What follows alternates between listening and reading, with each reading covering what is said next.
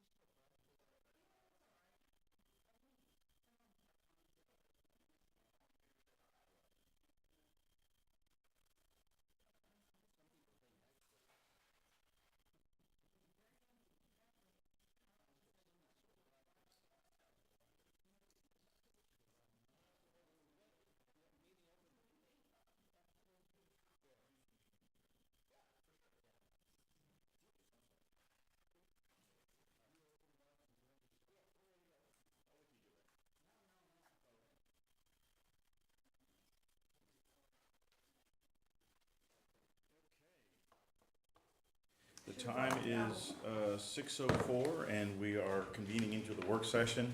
We'll start with the roll call. Commissioner or Chairman Edmund Haas. Let's see, Vice Chairs, Sue Blankenship. Present. Ed Marr is going to be away today. John Dobmeyer. Present. Kent Hafman. Did I get it right? I got it right. Yes. Is here. Samit Patel is not here, but I understand he's on the way, but he's not here yet. And then Cindy Bishop. Is Cindy on the line? She's going to be virtual today, I think. Yeah, she's gonna be a little late. Okay. She'll be joining us virtually. Okay. Mary, if you would introduce staff and then review the cases. Sure. Myself, Mary Prombazza, Senior Planner. Matt Steer, Development Services Administrator. Mr. Cole Baker, Graduate. Oh, no, are you graduate engineer? You're a full engineer now. He's a full engineer. He's graduated. He's graduated. He's been graduated for months now. Yeah. City Attorney Bob Hager and Ms. Kaylee McGee, our Secretary.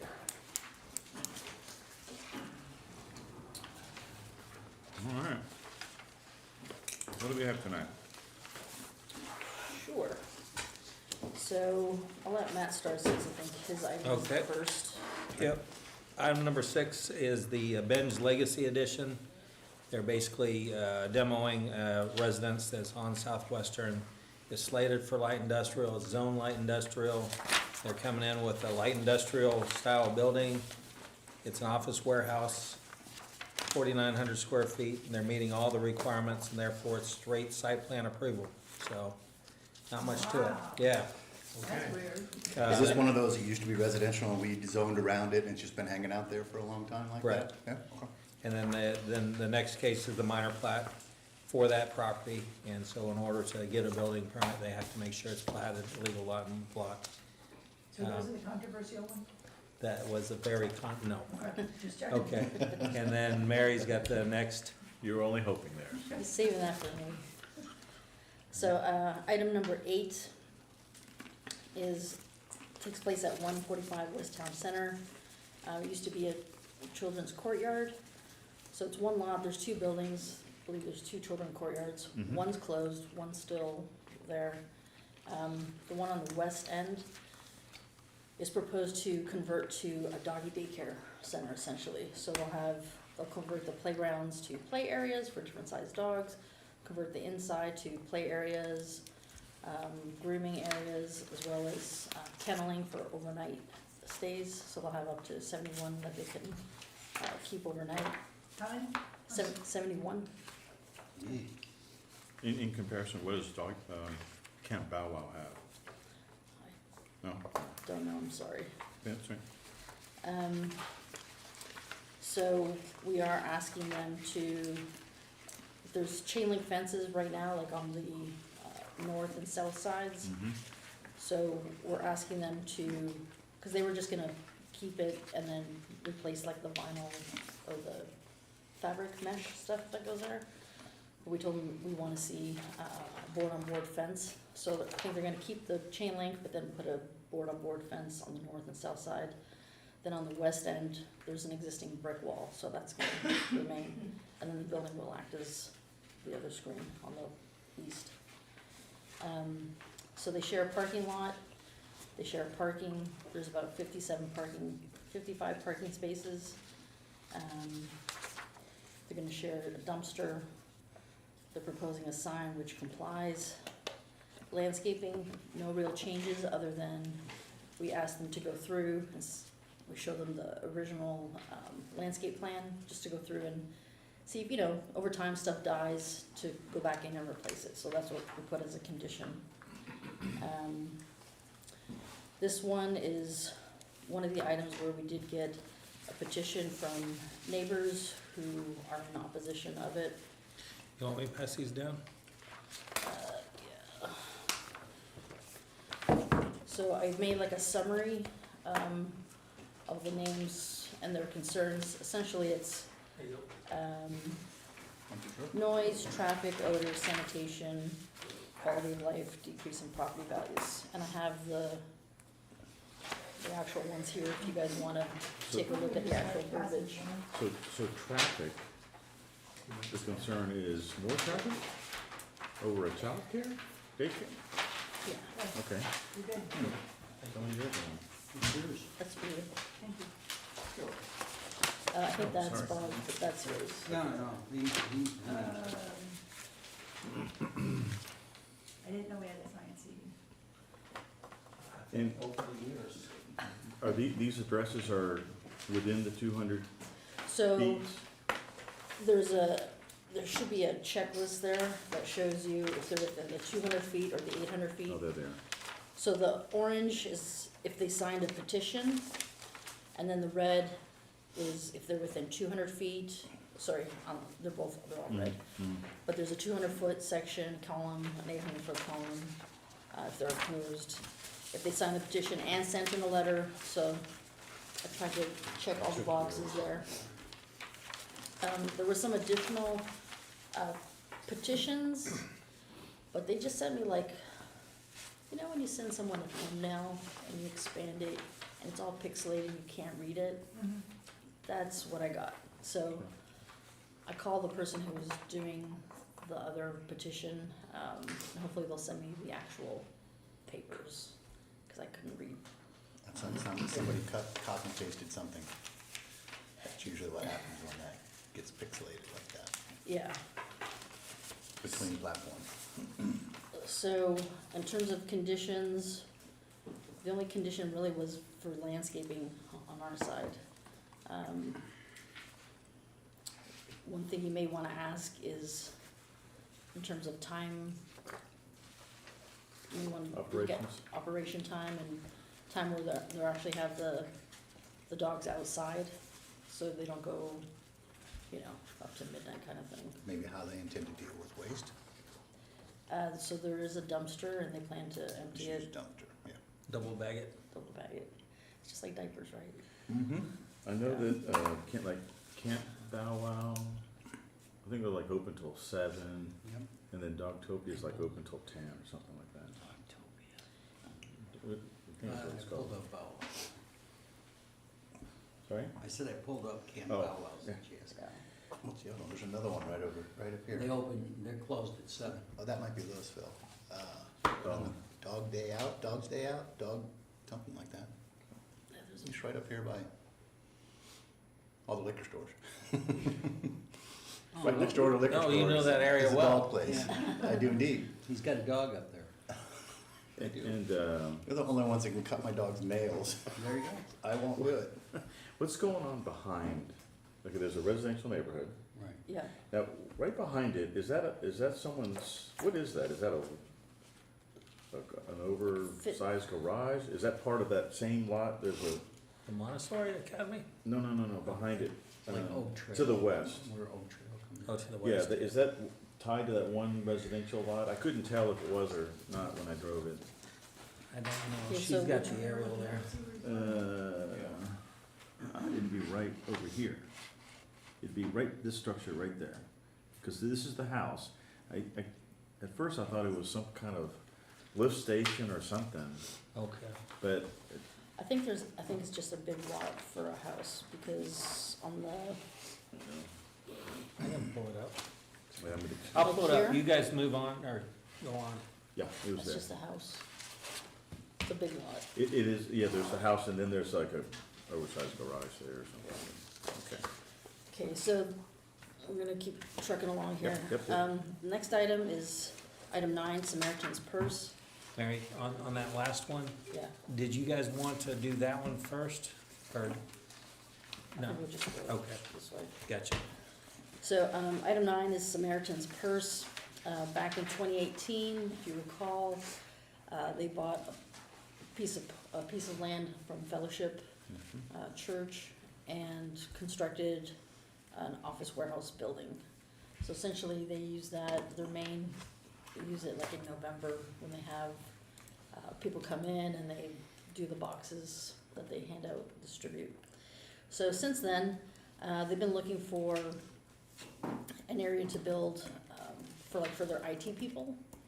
So we've been working with them, and what they're proposing is they're gonna take out a piece of the parking lot that's to the north, build a 3-story building, and then they're buying a portion of land to the south that's just in front of the gas well, and make up for the parking that they're taking out. So it'll be a 3-story, first floor for for staff, what is it here? Large break room, staff devotions, guest training, second floor for their IT people, and the third floor is for future growth. So the building's gonna be mainly brick, 2 different types with some stucco. They're showing a sign on the building, but that's just kind of for illustrative purposes. Stucco no greater than 20%? That's an old, We used to do that all right. every day. EFS, we're not doing EFS here. Yeah. So they're, like I said, they're gonna be taking out trees to the south. They are asking for a waiver of the tree fees. However, that is not part of your purview. That will be going to city council for part of their discretion. Based on what? Hmm? Why would they ask for a waiver on the? Because they're Because they're good nonprofit. Samaritans. Because they're a nonprofit. I've done the Christmas boxes. We've been doing it for the last 5 years. It is an incredible event. It really is. Yeah, there's people from all over the But- country that come in for that. But that doesn't mean that they can't comply with our requirements. Correct. Well, yeah, but that's something that council will look at. Council did not approve their waiver last time when they built the original building, so. How much is their fee? We're still working on that, but Based on somewhere, the size of the caliper of all somewhere in the range of 200,000, somewhere around there. We're still finalizing numbers. So they're building the new building. They're gonna have a little outdoor area with a pergola, and that's what they're planning on doing. There was no we sent out letters, no opposition. So it's pretty standard comments, additional comments during review. If the tree mitigation fees are not waived, that the fees be paid prior to plat recordation.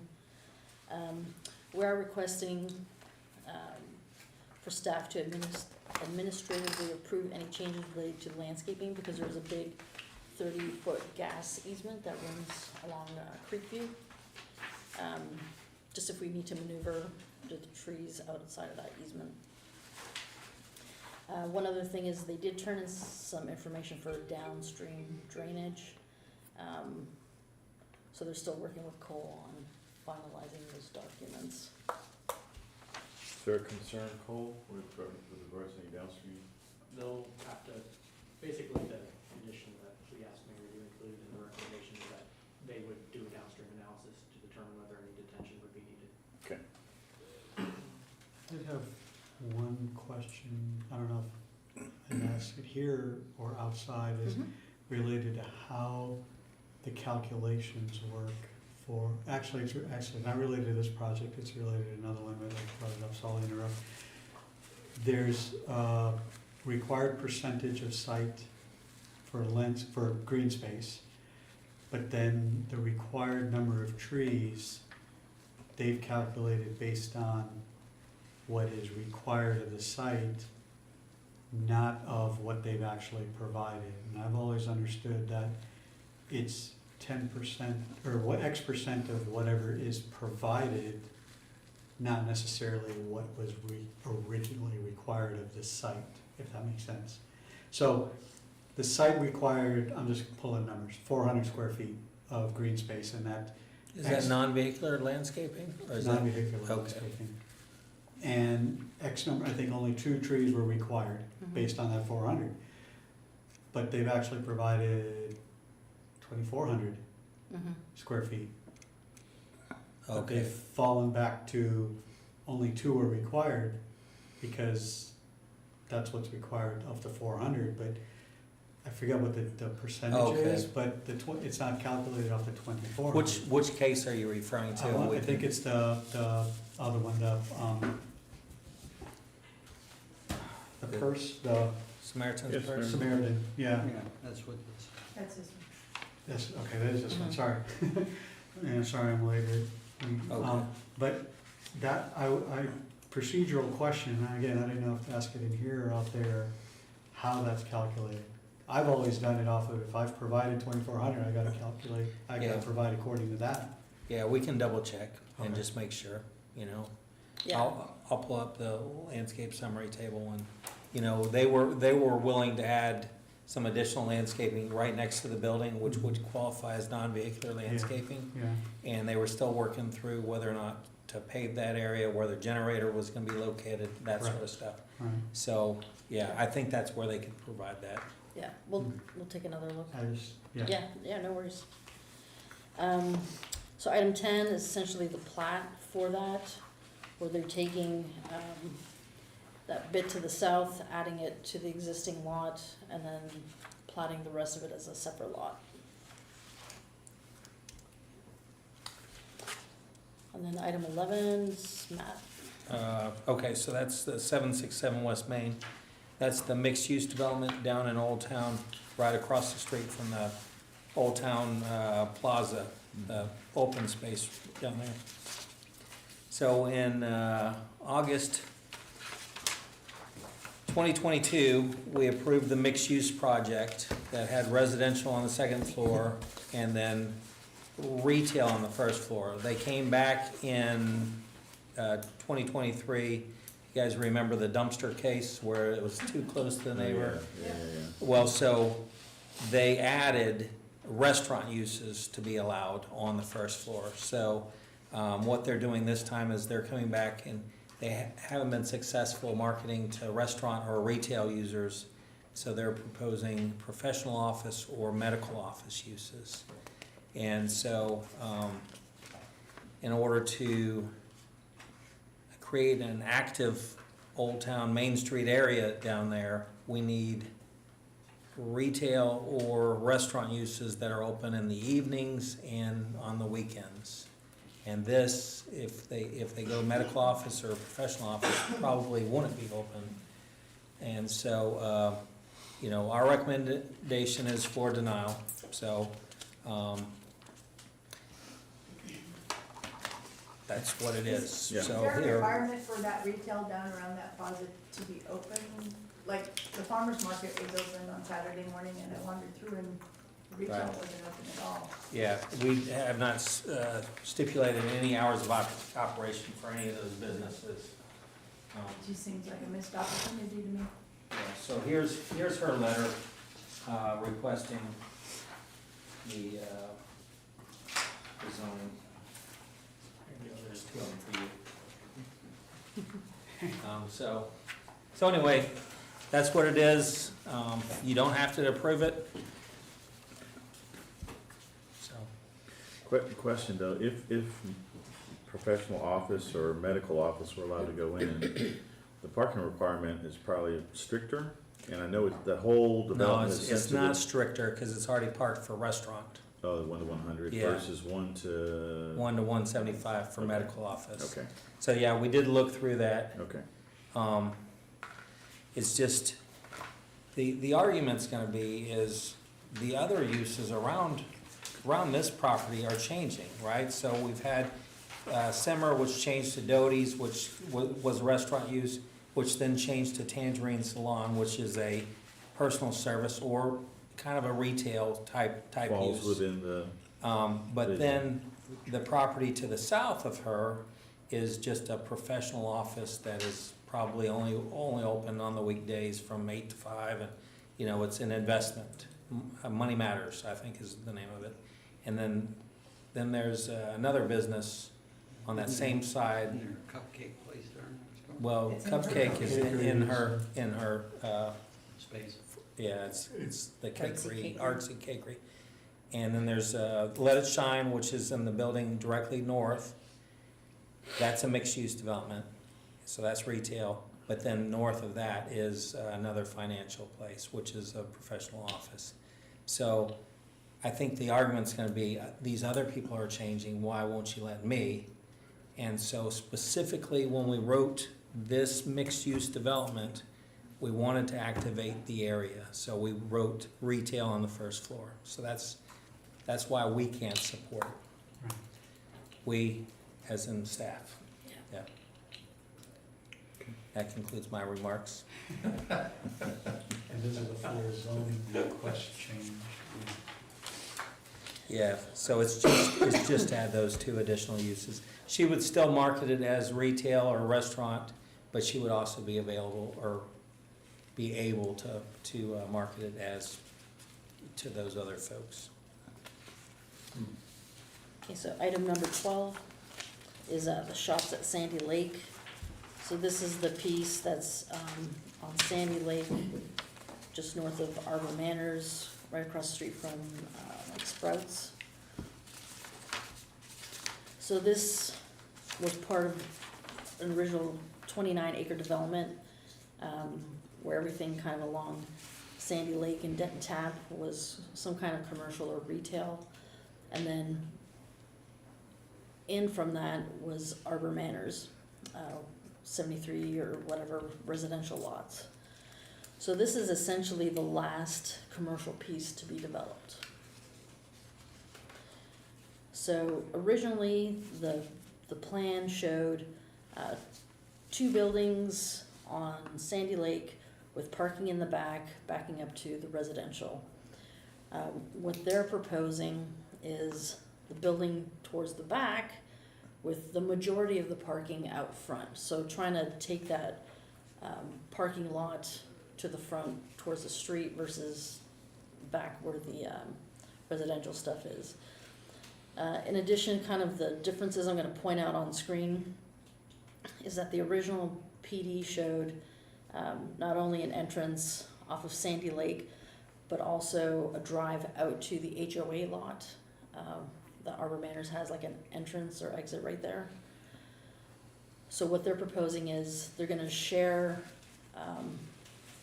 the drive that exists on the Verizon building next door, and then have another entrance exit out front on Sandy Lake with no connection to the HOA lot. So those are kind of like the bigger differences. And there's an existing brick wall that Arbor Manors has for those houses in that area. One of the other things that when we talked to them, because originally they had like their trash cans at the back, right? So we told them, no, you need to move them off further into the parking lot or something, but like off of the residential, because we know that's gonna be an issue. So this one is one building with a patio. They're looking at retail, medical, and restaurant uses. One of the conditions is, like the patio is only 555 square feet, but that we include that as part of their parking, like we've done with other restaurants.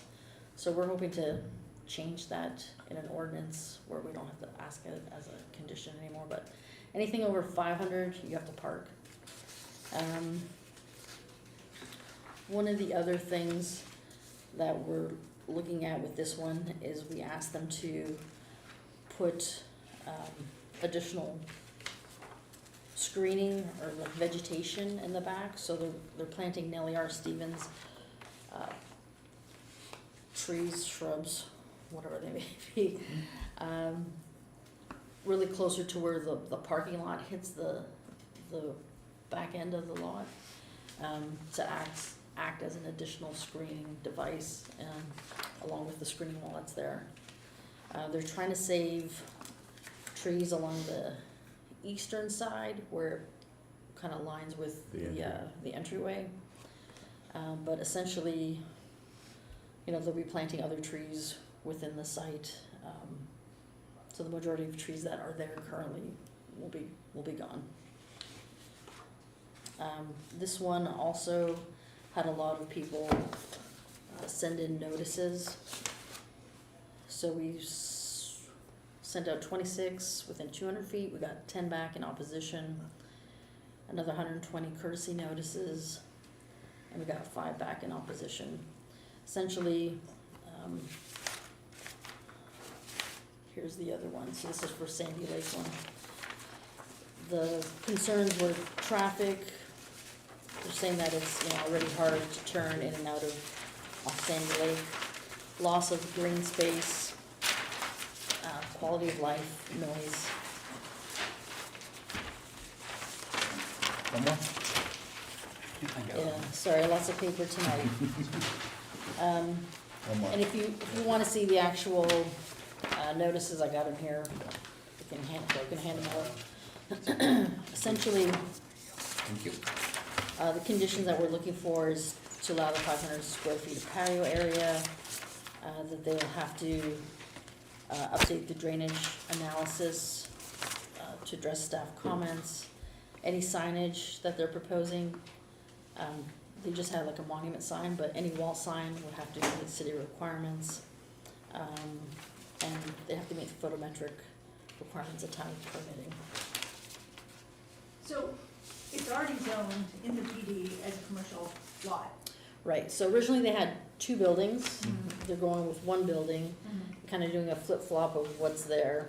Right, so And it's the the loss of, restaurant, the argument, the loss of green space, they can Yes. build it and lose Yeah. the green space anyway, They're already Yes. entitled. they're already entitled. Yeah. Okay. yes, Along with the traffic and the quality of life, it's already zoned there, now it's just tweaking or nuances to their request. right, so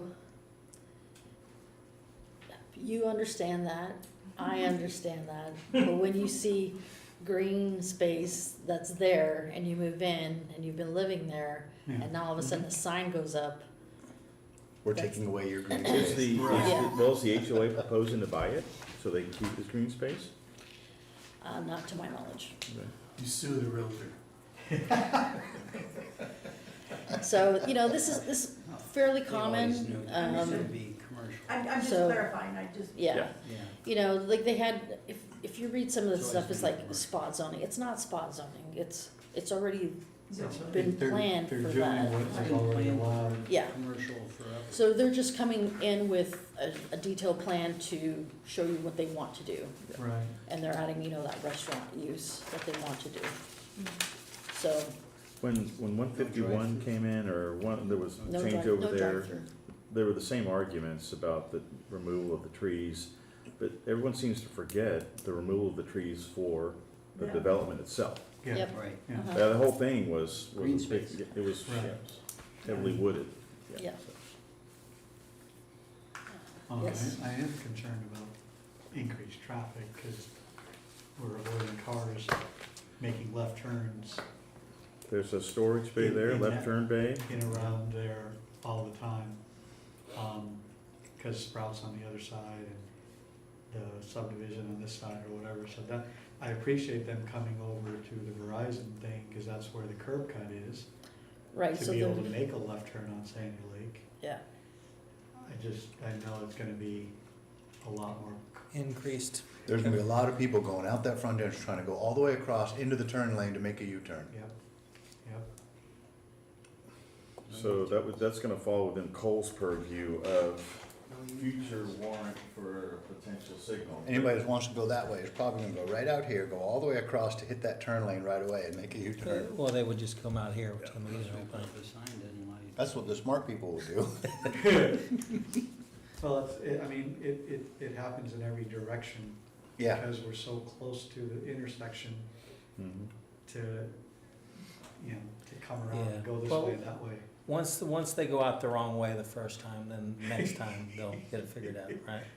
Yeah, I mean, I've, you know, and So, question though. typically I would think if you're having a restaurant or office or retail, whatever, they're probably, you know, I would think not later in the day, but like 9 or whatever. I would think most people, if you're going to work, you leave 7, 8, 6, 7, 8. oh, you're talking the conflicts with the Arbor Manors, is that Yeah. Arbor Manors Yeah. Drive? Well, with, Well, I'm just saying, you know, Are they gonna wall that on Arbor Manors? It's already It's walled. already There- walled. It's There's- already walled. Oh, it's On the already south walled. side. yeah, On the south side of this property, No, I'm talking about on the east side. there's kind of like there's something there, but it's you're talking about commercial. Arbor Manors entry drive? It's Yeah, zone I think that's where commercial. they're preserving the trees, Yeah, Mhm. because there's no actual connection to that drive. correct. I'm wondering if it wouldn't be better for rather than coming out on Sandy Lake, why don't they come out at both ends of the property? Like- Then you don't have to worry about this Taking out those trees. traffic thing. Yeah, you end up You got- taking out and you those have to trees, easement but through there. I almost agree because it, This is Arbor Manors HOA lot, so they don't own that. They Oh, this little Yeah. strip. Yeah. All these people right here that's might on the vote. other side. Okay. On the east They really side of the close at that property is point. Arbor Manors That's their HOA lot. lot. yeah, Yeah. Okay, And they okay, don't it's not their want- lot. They don't want a connection to their, right, Understood. Residential roadway. yeah, yeah, because they don't want people driving through their neighborhood. yeah. What? Driving the, All right, driving the Next case. 28 feet. So their item number neighborhood. 12 is, or sorry, number 13 is essentially the plat for it, basically showing the water easement, drainage easement, and fire lane. And then, let's see, very quickly, I'm gonna tell you about cases that So went to city really, council. we're not actually, are they actually requesting a zoning change, or we're just sort It's a of site amending the It's plan a of site- record? It's a site plan. It's a site plan. Just a site plan approval, there's no And zoning that's- change? no, it is a zoning. It's part of the Because they have zoning, it's a restaurant. site But plan. it was Oh, site plan PD is to approved, PD. okay. Yeah, it's Right. PD to PD.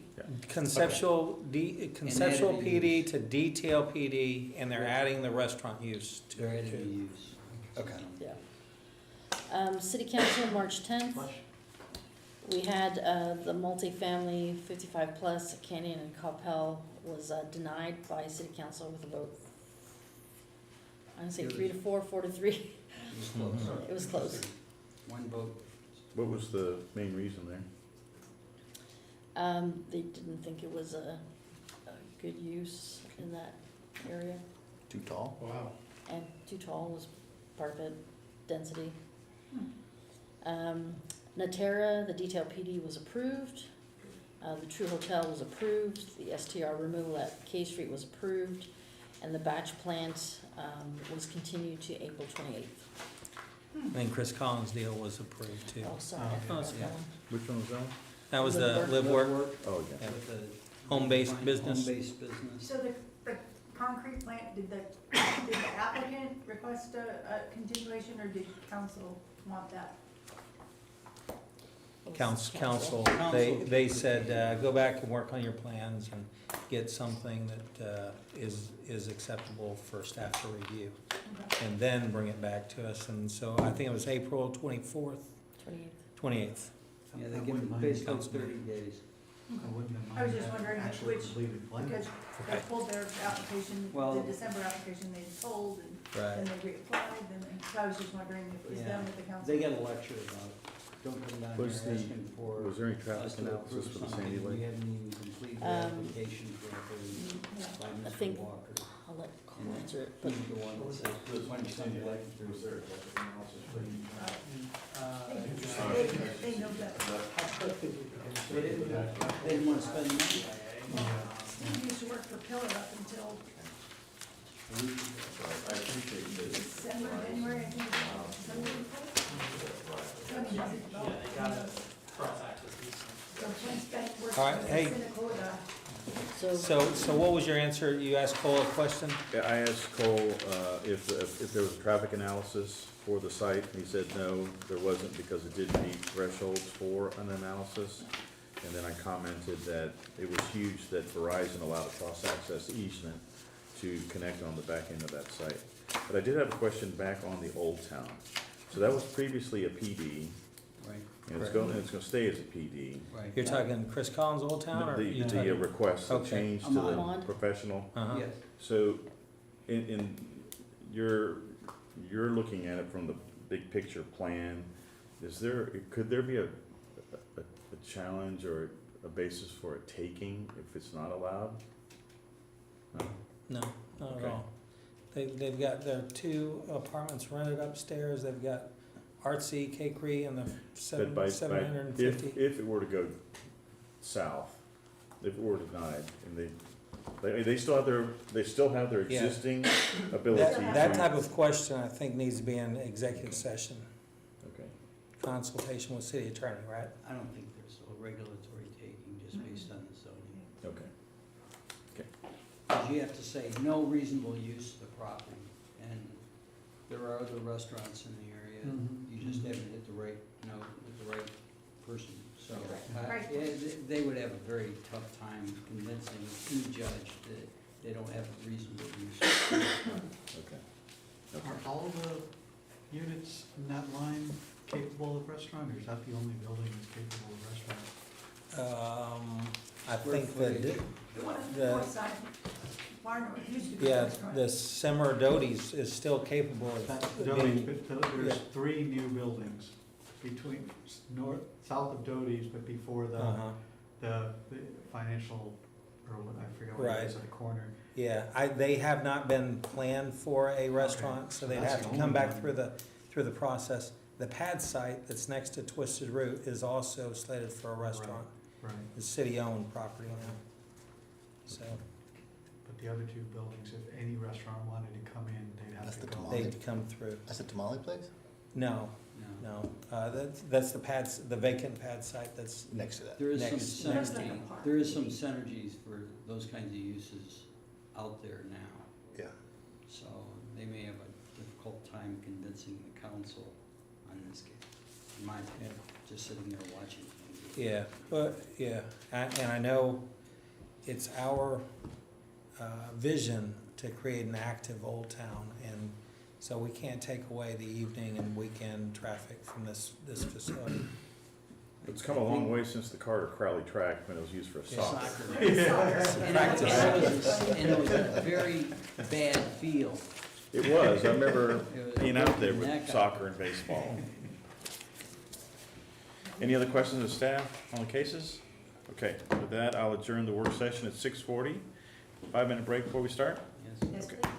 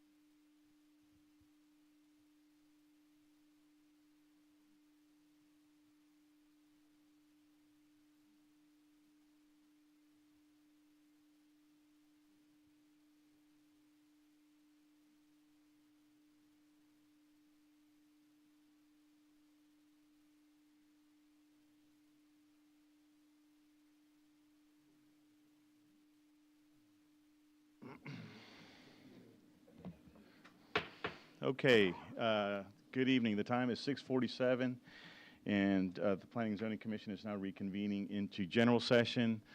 Prior to coming out before you, we were in work session reviewing the cases, and so, and we had some audio technical, but we're all squared away and ready to go. So, with that, item 4 on the agenda is a citizen's appearance. Is there anybody here that wants to speak on an item that's not on the agenda? Okay. Seeing none, then I'll move on. And I guess let's see, Samit's here. For the record, we have all the commission members present, and we have Commissioner Cindy Bishop virtually tonight. So. Oh, you're right. I'm sorry, Ed Marr. Yeah, that's why you're next door. Yeah, okay, yeah. All right. Item 5 on the agenda is to consider our approval of our February 19th meeting. Any comments by the commission, or is there a motion by the commission? I'll make a motion to approve the what was the date? February 19th? Yeah, February 19th meeting minutes. Okay. I'll second. We have a motion by Commissioner Dodman and a second by Commissioner Patel. Cammie, would you call the roll, please? Please respond by saying aye or nay, so I call your name. Commissioner Dobmeyer, Aye. Vice Chair Blankenship. Aye. Chairman Haas, Aye. Commissioner Haveman, Aye. Commissioner Bishop. Oh, her audio is not working, I apologize. Commissioner Patel. Aye. All approved, none opposed, motion carries. Okay. Before we move on, Cindy, can you hear us? Okay, so you're nodding. Okay. But we don't hear you unless you're muted. Okay.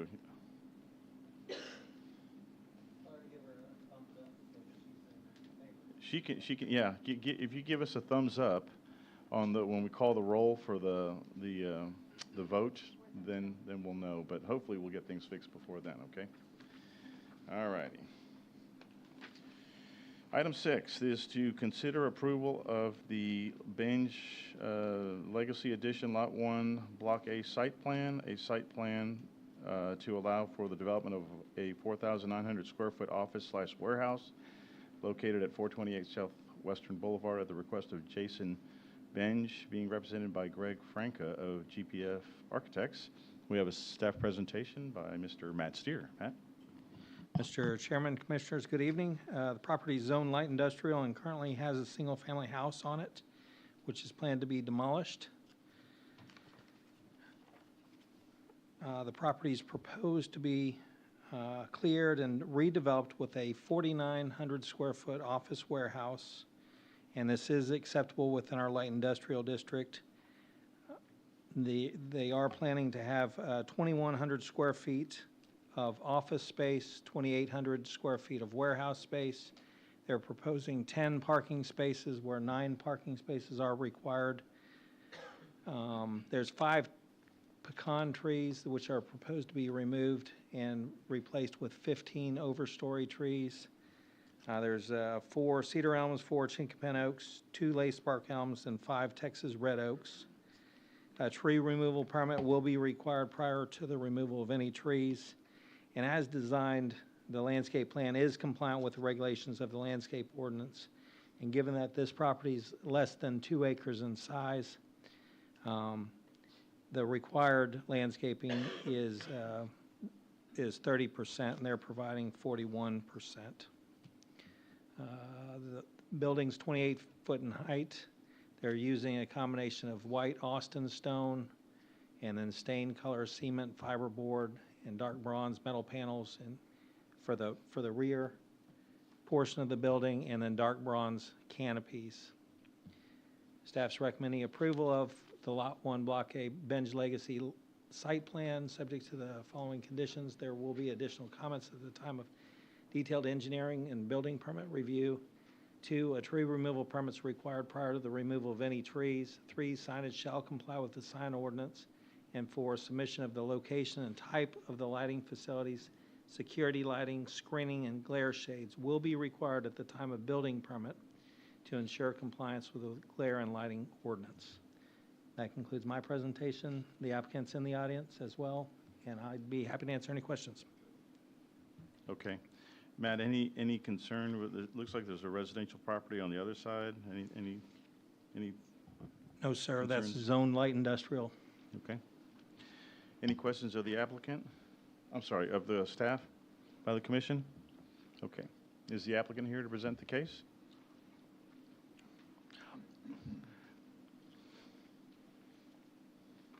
Hey, Greg, if you could hold on a second. Can we combine the two? We're gonna combine these two if we could, just to save a little time. Matt, can you load up on item Okay. 7? Item 7 is the minor plat. Okay, so item 7 is consider approval of the Benge Legacy Edition Lot 1, Block A minor plat, a minor plat to allow for the development of a 4,900 square foot office/warehouse located at 428 Southwestern Boulevard at the request of Jason Benge, being represented by Greg Franca of GPF Architects. The staff presentation is by Matt Steer. Matt? Okay, Mr. Chairman, this property has never been platted. In order to obtain a building permit, the property must be legally defined as a lot and block. The only easement required is for the water connection. Therefore, the proposed 10-foot water easement is acceptable, and staff's recommending approval. Subject to the following conditions, there will be additional comments at the time of detailed engineering review and building permit. A tree removal permit's required prior to the removal of any trees. And 3, the detector check's not required, and the 10-by-10 easement at the front property line is redundant and not needed. So we'll have them remove that. Okay, very good. Any questions of staff by the commission? Okay, if we could get the applicant to present the case. Good evening. Thank you. Mr. Haas, Commissioners, Mr. Steer, Greg Franca, GPF Architects, 721 Dove Circle, Coppell, Texas. We agree with all the staff recommendations, and I'll be glad to answer any questions. Any questions of the And applicant? owner is back here, too. Okay, very good. Any questions of the applicant? I see Cindy nodding no, so, okay. Thank you very much. Thank you. Any final discussion by the commission? Is there a motion by the commission? I'll make a motion for Legacy Edition Lot 1, Block 1, both 428 Southwestern, both minor plot and site plan approval, subject to staff terms and conditions. Okay, we have a motion by Commissioner Dobmeyer. Is there a second? Second. We have a Second. second by Vice Chair Blankenship.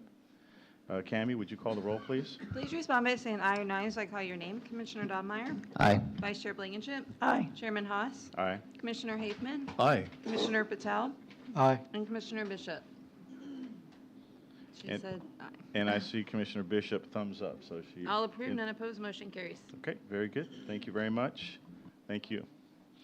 Item 8 on the agenda is a public hearing. This is to consider approval of PD-178 R2R-C, that being 145 West Town Center Drive. The zoning change request from Plan Development Number 178, Revision 2 Commercial, to Plan Development Number 178, Revision 2 Revised Commercial, to revise the detailed site plan for Building B, that being 145 West Town Center, a former child daycare facility, converting it to a daycare for dogs on 2.658 acres of property located on the south side of Town Center Drive located on the south side of Town Center Drive west of North Denton Tap Road at the request of Realtex Ventures, LP, being represented by Terwisha Construction. We have a staff presentation by Miss Mary Perone Boswell. Mary? Good evening, Commissioners.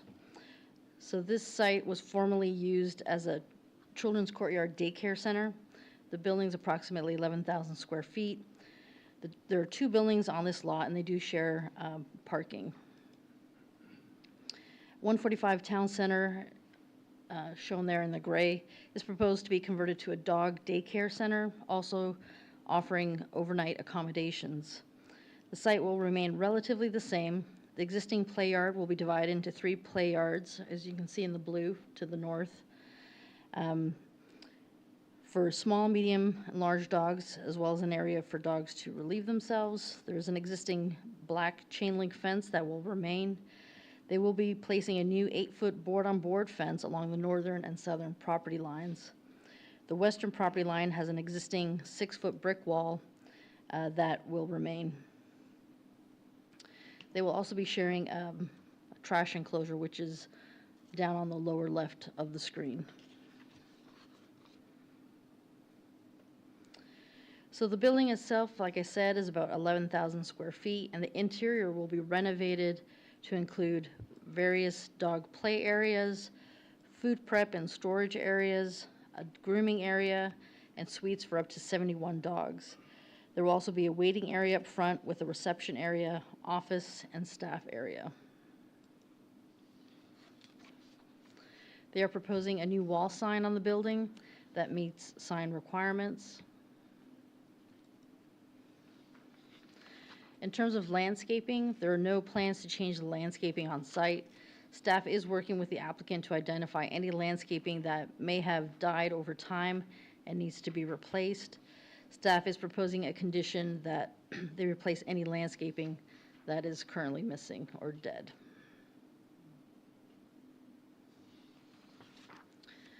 Excuse me. So this is a zoning change request. We did mail out letters within, property owners within 200 feet as required by state law, additional courtesy notices within 800 feet. We did receive 9 responses in opposition within 200 feet, additional 10 responses in opposition within 800 feet.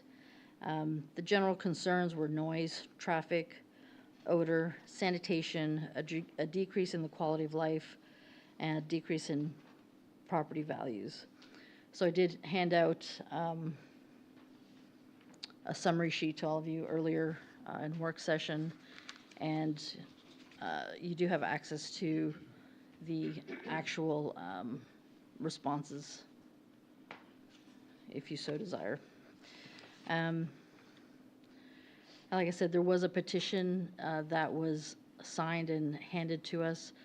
There were some additional signatures on the petition, but I reached out to that person who was collecting them because they sent me some JPEGs, and I wasn't able to read them. So I have reached out to them to actually give me the paper copies so that we can add them to the record. So staff is recommending approval of the request, subject to the following conditions. 1, that there may be additional comments during building permit and detailed engineering review. And 2, that the applicant replace any missing landscaping and allow staff to administratively approve any changes related to the landscaping. That is the end of my presentation. The applicant is here as well, if you have any questions. Thank you, Mary. Quick question for you. So with regards to some of the previous similar type land uses in other parts of town, when they came through the process, have there been any complaints, any formal complaints with regards to those uses for noise, nuisance, any of those kinds of things? Not to my knowledge. I'm sorry? No, sir, not to my knowledge. Okay. But you checked if there was any complaints? Right, because we've done like the doggy daycare over on like Van Bever, which is not there anymore, but I've never had anyone else. I think people earlier that lived like further away had come in during the zoning process, but after they did not, no one came in. I haven't heard any complaints. Okay. Any questions of staff by the commission? Mary? Yeah. What kind of fencing is across the street to the north, on the other side of the street of Town Center Drive, that buffers the residences from all of the activity to the south of Town Center Drive? I'm not sure, honestly. It's a 6-foot three-quarter fence around. Sir, we'll get to you shortly. I don't know. The brick wall? That's what I remember it being there, I just wanted to confirm that that's all north side of Town Center, from the school. Very good, thank you. Okay. Any other questions of staff by the commission? So did I understand that the prior zoning landscaping plan has been incorporated into what we see in this plan, or it will be part of terms and conditions? So when we were reviewing the plans, they basically told us that they weren't planning on changing anything. So our response was, well, we need you to make sure that everything that was supposed to be there is still there, and if not, go back and replace it. Because we have had the freeze over the last couple of years, and things just die naturally, so we like them to replace anything that has died off or is missing. And in response to your question, it does look like there's a brick wall. Matt has it pulled up. On the north side of town center. Thank you. Hey, Mary, can you pull up the map that has the location of the feedback we received from the public? Okay, so we have the 200 on the top left and the 800 on the top right. Our screens are blanking out here, so, okay. Yeah, sorry. So the one on the bottom right is the 800. It doesn't include all the 200s. Okay. Okay, very good. Is the applicant here to present the case?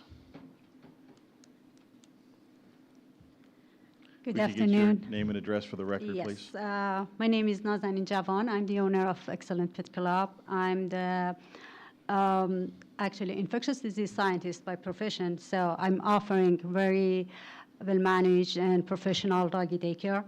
And it's going to be, actually, I respect the neighbors' concern. I understand that, but if I can briefly address all those concerns, I'd be happy.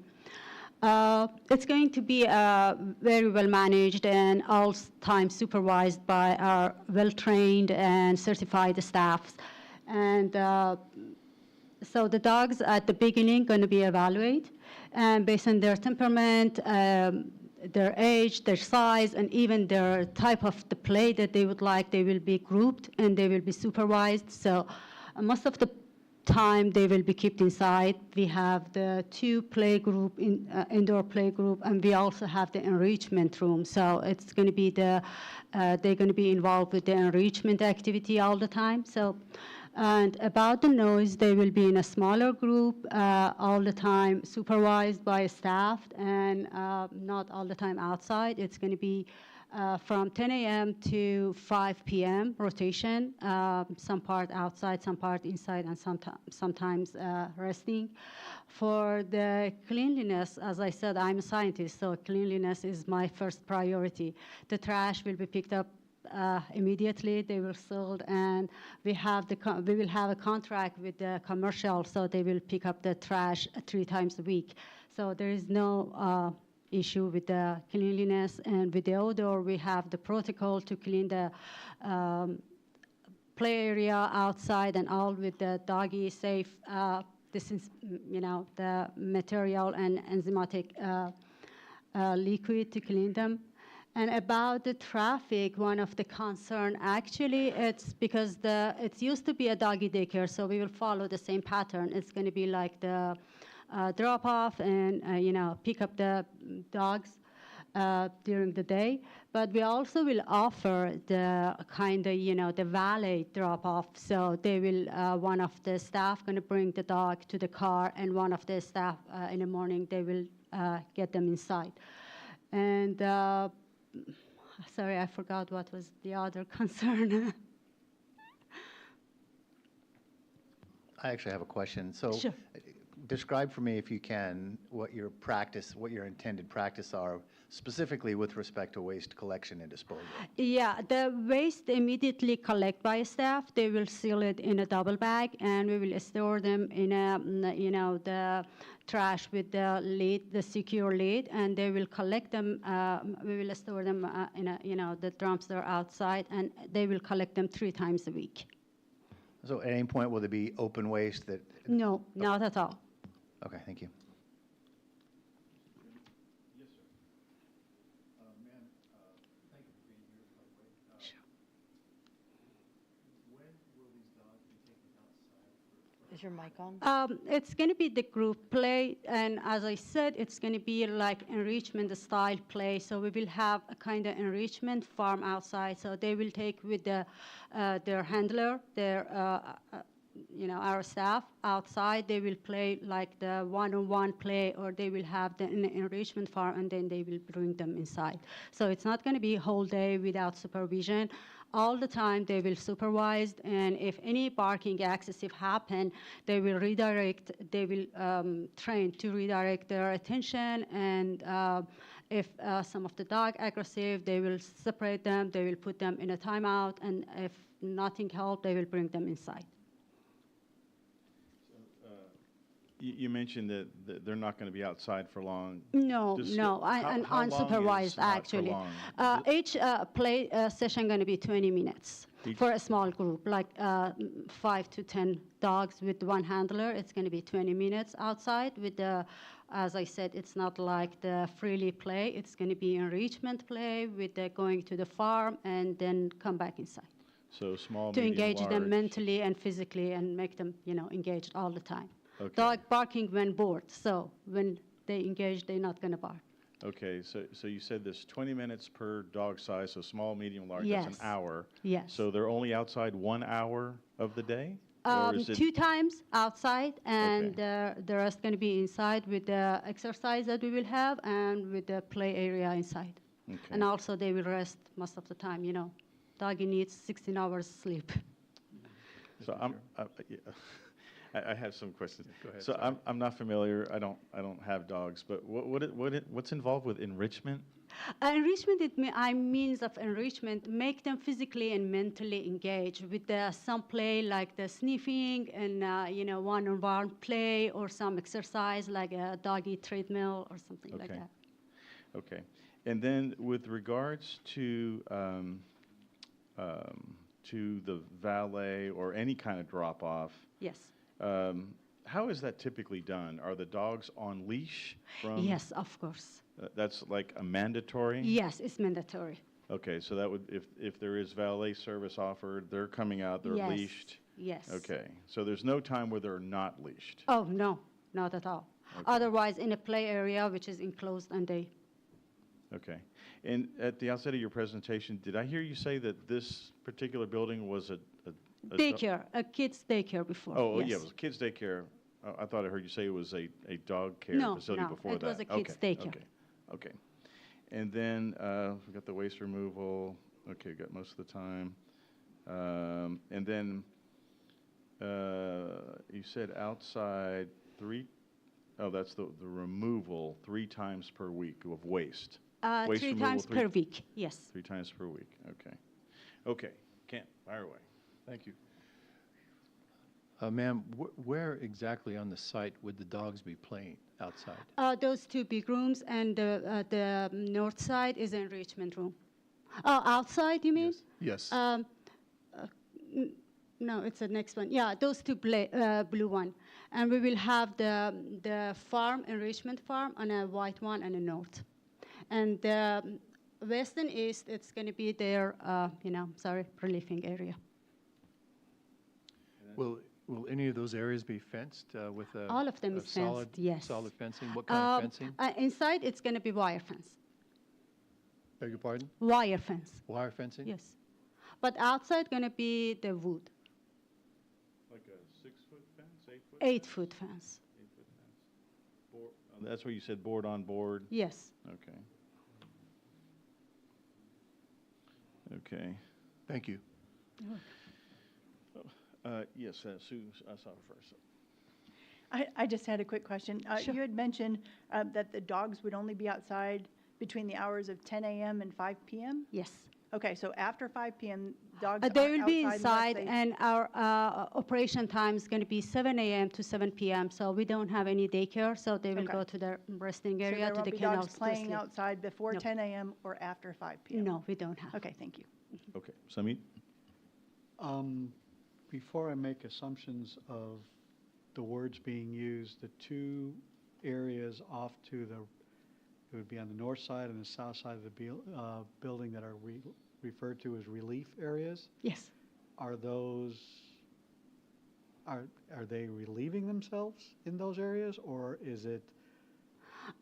For the boarding dogs, we will have in the morning time, we will immediately after they wake up at the 7 a.m., we will take them to the relief area. So, of course, they will relieving in the other area too, but that's just for morning and for the boarding dogs. Is it fair to ask to maybe only have relief area on one side of that property and preferably on the south side?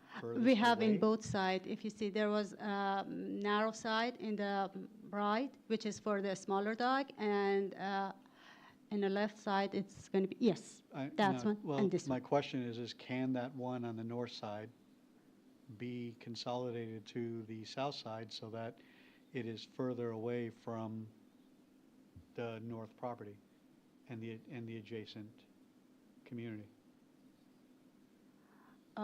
Yeah, it can change.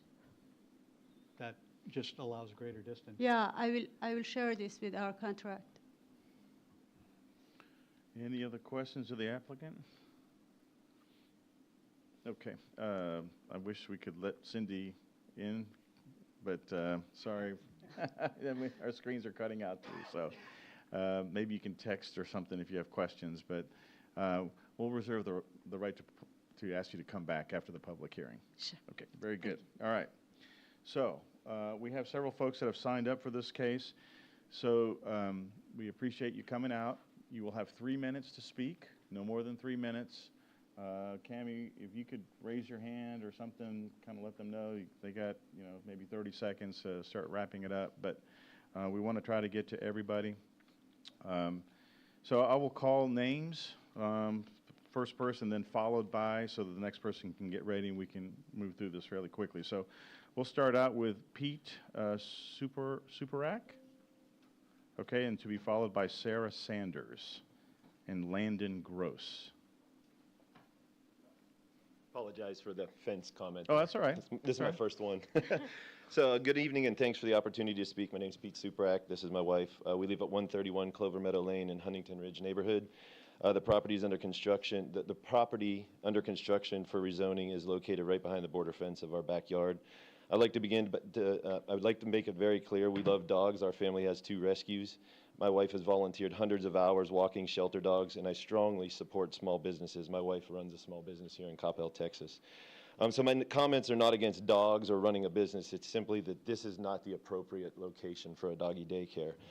This property sits behind a row of residential homes, including 11 whose backyards separated by the Huntington Ridge fence, and is located very close to a Montessori school and Coppell High School.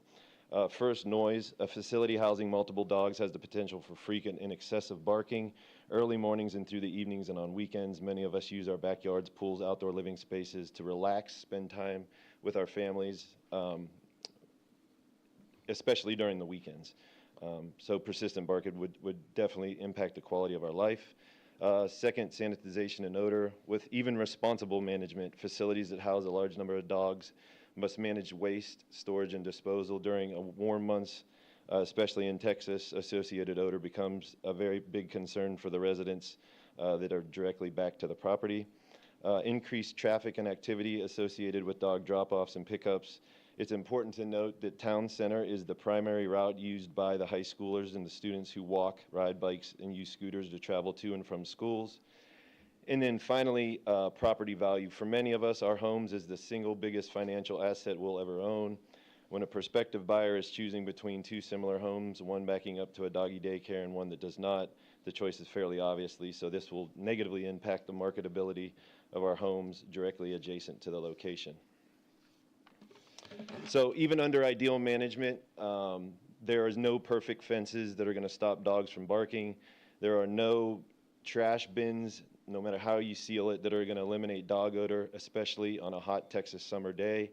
On the weekends, that's when I use my backyard the most, so there was no comment about the weekends. Most of those comments were about weekdays, so how are we going to manage the weekends when we're all in our backyards relaxing and enjoying our lives? So in closing, I just want to emphasize, I am not opposed to the business itself. Doggy daycares serve a purpose in communities. This is simply not the appropriate location for a doggy daycare. For these reasons, I respectfully ask the committee to consider the negative impact that this would have on our neighborhoods, families, and schools in range. We have already submitted a petition opposing this change that has 52 signatures. With gratitude, I thank you for your time and consideration. Okay, thank you very much. Quick question for you. Yes, sir. So you mentioned increased traffic. How would this be increased traffic over childcare? That's previously there. Yeah. So I guess statistically we would have to measure that. 71 dogs. I don't think 71 children are in that daycare next to it. So thank you. We'd have to measure that. Thank you. Yep. Sarah Sanders, followed by Landon Goss. And so, Ms. Sanders, you live on Beechwood. Where's do. Beechwood? 237 Beechwood, across from the library in Town Center. Okay, Yeah. okay, I see you now. Okay, gotcha. Yep. Thank you. Cool. Yeah. Thanks for having us and letting us weigh in. Sarah Sanders, 237 Beechwood Lane.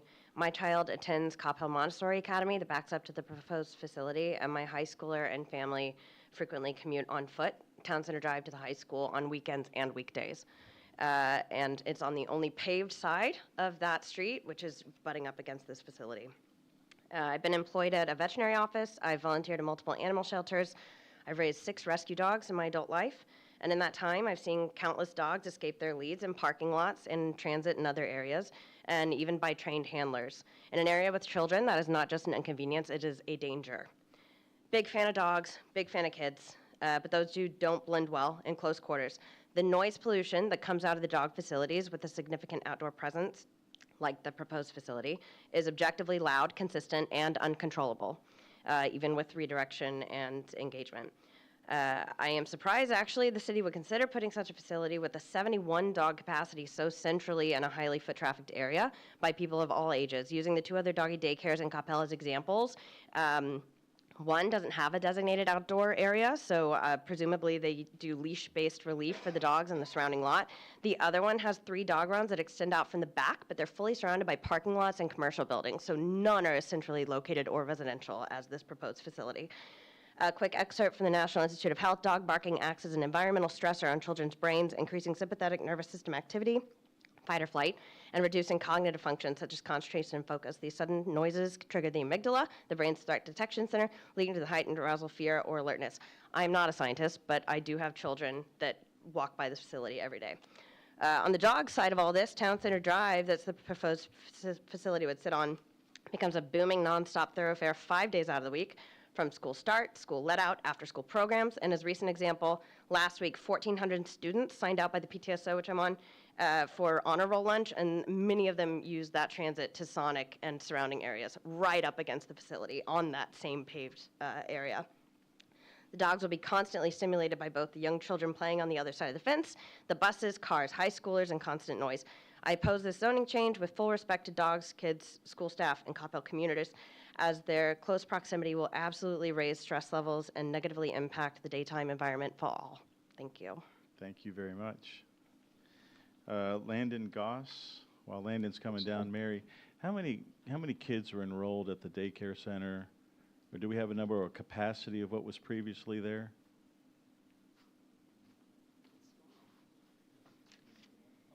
Okay, thank you. Mr. Goss? Howdy. My name is Landon Goss. I'm at 139 Clover Meadow Lane. Just to quickly address Chairman Haas's question earlier about if there were any complaints with other doggy daycares. I think the reason why there weren't a lot of complaints was because of all those surrounding, the daycares that were surrounding by industrial areas.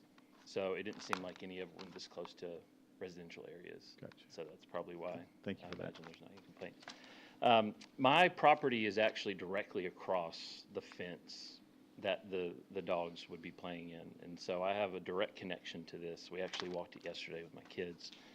I basically second everything that was said by the previous 2 speakers.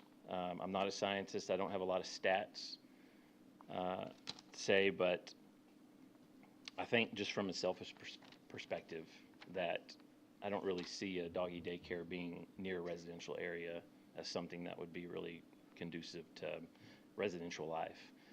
We also forget the Montessori school is there, but there's also a direct child daycare right next to it, right next door, called the Children's Courtyard. And so there's going to be drop off and pick up from there as well. To me, that would be a safety and liability issue as well. If a dog were to get off leash, kids 5 and under are statistically, even though I said I don't have any statistics, kids 5 and under are more likely to get bit by a dog. Sanitation was covered. I don't really have much else. I think they covered really everything that's involved, but I just hope that we use common sense here and that there are other properties that could be used for this. So I thank you for your time. Thank you. Thank you. Vicky Rice, followed by Darla Mann. Chairman Haas, Yes? so between the two buildings, which are roughly about the same size, 334 kids for both buildings. 334? Mhm. Okay, so 150, 180 kids, okay. Okay. Yes, ma'am. Okay. Hi, my name is Vicki Rice. I am the director of Capel Montessori Academy, the school that's located next to the property. Our playground backs up to that area with just a small creek separating the properties. Toddlers, babies, they play out there all day, learning and playing. Dog daycares typically involve groups of dogs playing together outdoors throughout the day, which can result in frequent barking and noise during the school hours. She said between 10 and 5, those are the times that we're outside. For very young children, that level of noise can be disruptive to outdoor play, learning activities, and rest times. Many children at this age are also frightened by loud barking or groups of unfamiliar dogs. There's also practical concerns, as everyone's mentioned, the sanitation, odors, and waste management so close to an area where children play. As others have mentioned, Town Center Drive becomes very busy throughout the week. There's buses, cars, the high schoolers that go through that area is crazy. My intention is not to impose the business, but to respectfully ask that the city consider whether placing a dog daycare directly next to a preschool playground is the best fit for both businesses and for the children that we serve. Thank you. Thank you, ma'am. Darla Mann, followed by Vishy Subramayam. Hopefully I got that right. Yes, ma'am. Hi, thank you very much. My name is Darla Mann. I reside at 162 Shadydale Lane. So our residents, first off, I came really just to show support. I did sign the petition, and my mother as well. We are the neighbor. We're on the west side of this location. But as I've been sitting here listening to the meetings, the city's point of view and any kind of information that they've gathered, so I want to provide some perspective on our side. So we are the direct west neighbor of this facility. Originally, this was a daycare. Buildings A and B were both populated for children. As a resident of Capel since 1969, at this residence since 1980, we've seen a lot of growth. The high school has been built, the daycare has been put in, many more homes around us, even the church, which is just south of this property. Over the years, we have been inundated by noise. The daycare with screaming, playing kids, all hours, all ages. We get noise from the high school, which, the field is a little further away, but we still get it. Also, the church, which is just a stone's throw south of this facility. You think a church is going in there, but they play rock and roll kind of music that really emanates out of there on Wednesday and Thursday evenings and on Sunday mornings. They've tried to do some improvements for sound barrier, but we still hear it. So we are bombarded with noise by these entities that have grown up around our home. We do have a large property there. You'll see our property is 162. It's just shy of 2 acres there. So the brick fence runs along that entire line. Now, there's 2 actual brick fences there. There's the church brick fence that runs all the way out to Sandy Lake, and then there's the daycare brick fence that's only brick on the west side. Everything else is chain link. Yeah. So there is a gap there, probably 10 to 12 inches where those fences do not meet, and critters go in and out of there, so dogs could certainly go in between and enter our property. So a few things that I wrote down today. Proximity. I'm an animal lover, not against the business, but again, there's probably been no complaints because the doggy daycares within Coppell already Ma'am, your time is in- up. Thank you. We'll give you another minute to wrap up. Go ahead. are in an industrial area more so. This is a very dense neighborhood.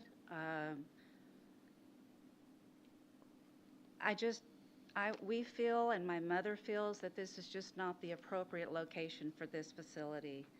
Also, regarding the landscaping, trees were planted in that original daycare as it was. I believe they're oak elms. They have the little tiny leaves all along that brick fence. They are on their side of the property, but as they've grown over the decade or so, they have branched out and they are over into our property. We've had many conversations trying to get them to do their tree management, cut them down, trim them down. It's been futile because it's always, well, we have to deal with corporate. It's been like a brick wall, so there is a lot of landscaping that needs to be done on that property regarding trees, regarding grasses, especially in those areas where they're going to have relief urine constantly going through there. That's going to erode the grass. It's going to emanate the odor. Again, another thing regarding noise, again, talking about the 10 a.m. to 5 p.m.,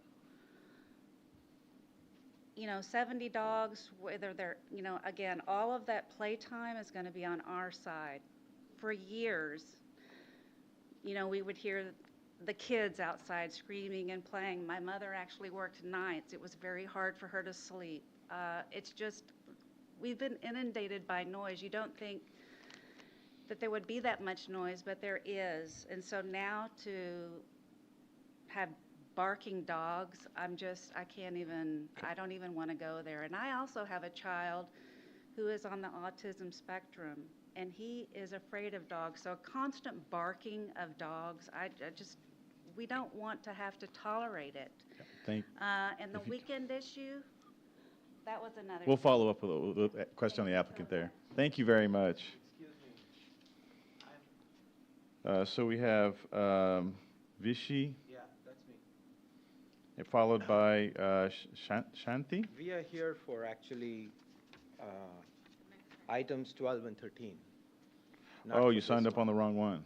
Oh, sorry about that. You want to say anything while you're here? Yes. Oh, Lot no, to say, for this but I'll case? come for Okay. that. Yeah, we'll get you on that one. Thank you. All right, so y'all are on 12, all right. I think there are a lot of people.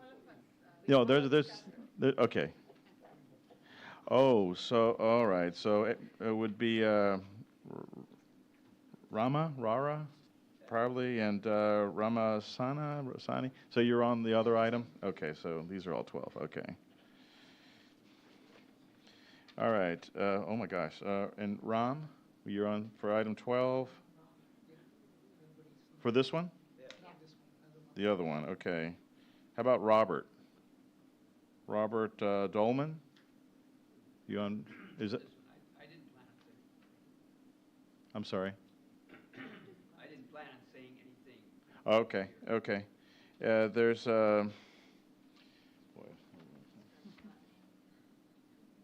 Dahlman, Mr. Dahlman, Mr. or Miss Dahlman?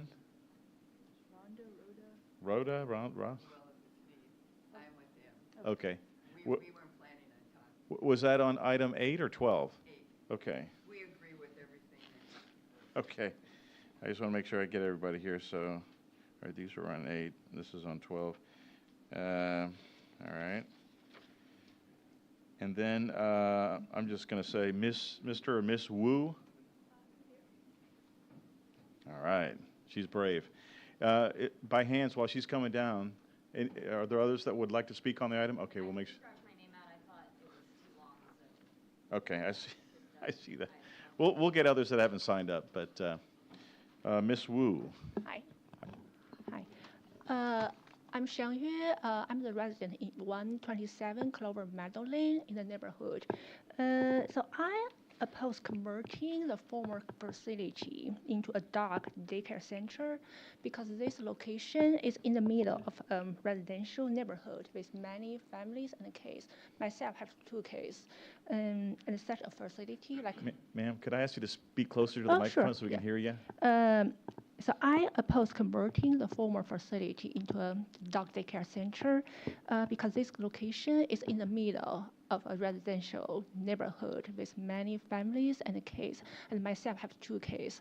I think this like dog daycare center will like bring significantly noise, odor, and sanitation concerns. So it will impact, like negatively impact the quality of life for the neighborhood. So I respectfully ask the authorities to take this consider, like take the community concern seriously and reconsider this proposal. In opposition? Yes. Yes, ma'am. Okay. Thank you. Okay. Is there anything else? That's all. Okay. Thank you very much. Thank you. Okay. Are there others who'd like to speak on the item?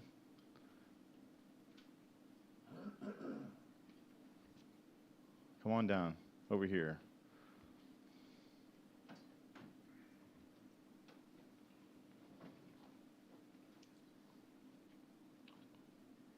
Hey there.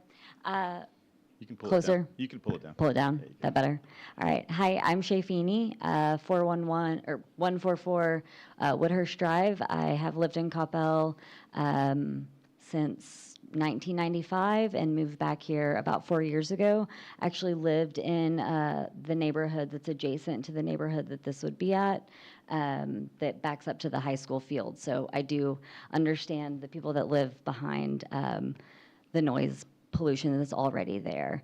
I would also urge the, in opposition, sorry if I didn't say that, would urge you guys to really consider flipping the sanitation to that backside. That is where my child goes to school at Coppell Montessori, and we are very concerned with the sound as well as the urine.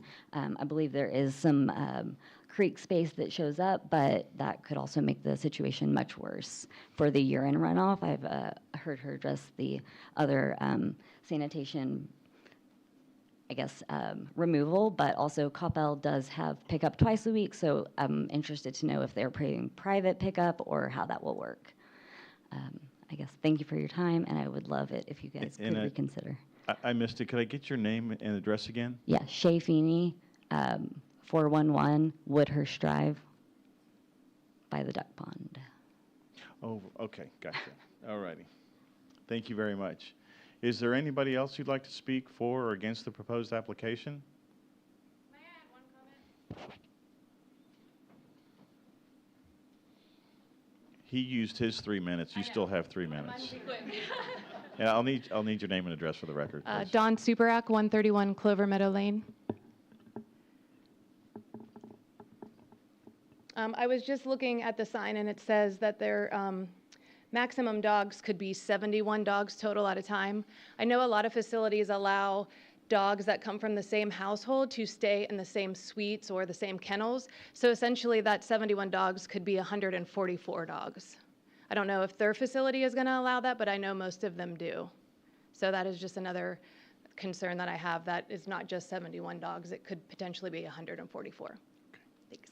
Thank you very much. Is there anybody else who'd like to speak for or against the proposed application? Seeing none, I'll close the public hearing. If we could have the applicant come back, please.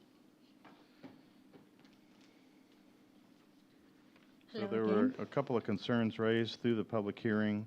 One of the questions was, what are the operations on the weekend? The operation on a weekend for a daycare, it's going to be shorter, so it's going to be 8 to just 5 p.m. 8 to 5, both Yes. Saturday and Sunday? Yes. And then there was a follow-on question with regards to the sanitation, the pickup. Is that the operations of who's That's going to providing be that service? commercial, private that they pick up the trash, and if it's needed, we can add it more time. But for now, we have a contract for 3 times a week. We can add it for, in a, the critical time, like the summertime, we can add it to 4 times a week. Is there special disposal required? Yeah, they are private companies. And so they're versed in those kind of operations? Yes. Okay. I'm sorry? Oh. Is that sidebar going on over there? All right, and then there was one last one. Okay, there was 71 times 2, 144. Oh, for a smaller, the kennel, we are not allowing 2 dogs at a time. So just for suites that we will have 8 suites, for them we can allow for 2 dogs, not for the rest. So the total is 71 dogs? Or The is there total more? is 71, yes. Total? Total. Okay. All right. While the applicant's here, is there any And follow-up? it's not usually 71 for a daycare, so it's for a boarding kennel 71. As I mentioned, it's not very clear here, but we are for a indoor play. We just have a 15 as a big dog and 15 as a small dog for a daycare. So thank That's you for more that. limited. Thank you for that clarification. So what is the total potential number of dogs on site on any given day? 71. Total? Total. Boarding or non-boarding? Non-boarding, yeah. Including suites? Including suites, yeah. 8 suites, it's just like, Okay. And what does the staffing look like? Because you mentioned that there's 1v1. yeah, we will enrichment. have a shifting. In each shift, we will have 7 to 9 people, or around 7 for each shift. 7 for each shift. Is there? I'm not Like, familiar with this operation. Is it 10, yeah, like each 10 dogs, 7 to 10 dogs with 1 per handler. person? Okay. Okay. And they will never leave the site. No. They're only okay. Yes. All right. They're going through the, the training program, so they will know the dog behavior. They will have a course in the dog behavior, how to handle the emergencies, how to handle the barking, how to, manage the, emergency time. So they will have the training time and they will certify. Is that Before a starting. requirement for this kind of operation? No, for our operation, it's Oh, going for to be your required. operation. Yes. Do you have others beside this proposed No, location? that's going to be the first location. So this is your first foray into this kind of business? Yes. Out of curiosity, why this business? Actually, I was looking for my dog. I have 2 dogs, so I was looking for their boarding. So I was thinking, okay, when I saw couples, I thinking I can do better. Okay, very good. So hang on a second. Any final questions of the applicant, Samit? Yeah, so just to clarify from a operation standpoint, you are going to allow boarding overnight, Yes. but We will have a staff overnight. but no dogs will be taken outside No, overnight? no, Okay. no. And They will have a relief area inside too. similar on the weekend, so somebody could check their dog in for a vacation? at like Oh, 7 no, days? we have a time for accepting and for, drop off and pick up. We don't No, but allow them to like come spring anytime. spring break this week, somebody can check their dog in on a Saturday and pick them up a week later following Sunday? Yeah, they can Okay. do that, yeah, Okay. of course. Okay. I have a question. A couple of things came up for staff while she's still here. Is staff aware of any creeks or runoff area adjacent to this property?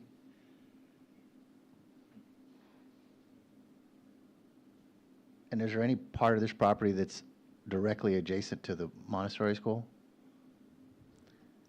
So I'll have to defer to engineering about the creeks. I think he's going to look that up. And sorry, what was your second question? We had a couple comments that this was directly adjacent to the Montessori school too. And there's any piece of this that abuts up against that?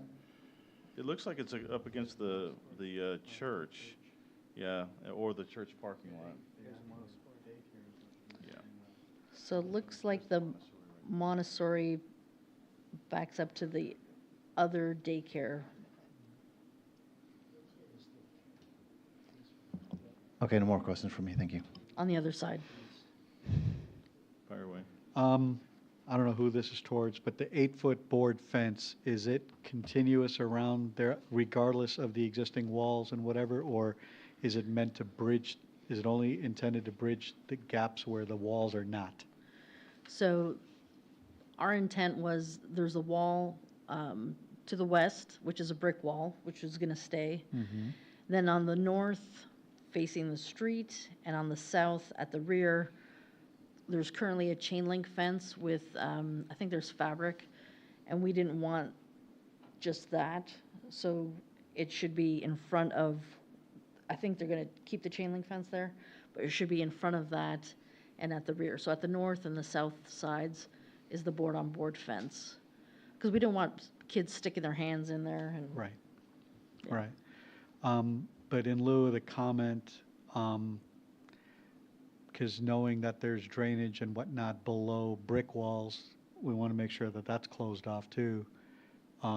Maybe not a solid 8-foot fence, but they've got to make sure that no dog can go burrowing underneath or through the wall, through the openings. They're gonna keep the chain, they're gonna put They're- the board on board outside of it. Okay, okay, thank you.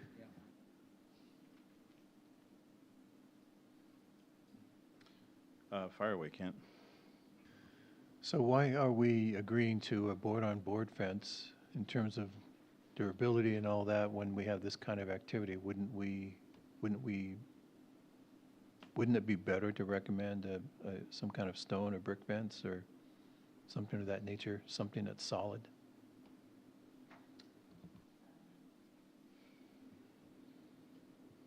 if that's something that you want to recommend, staff they were planning on just leaving the chain link with the mesh, and we thought that the board-on-board would work in terms of blocking access.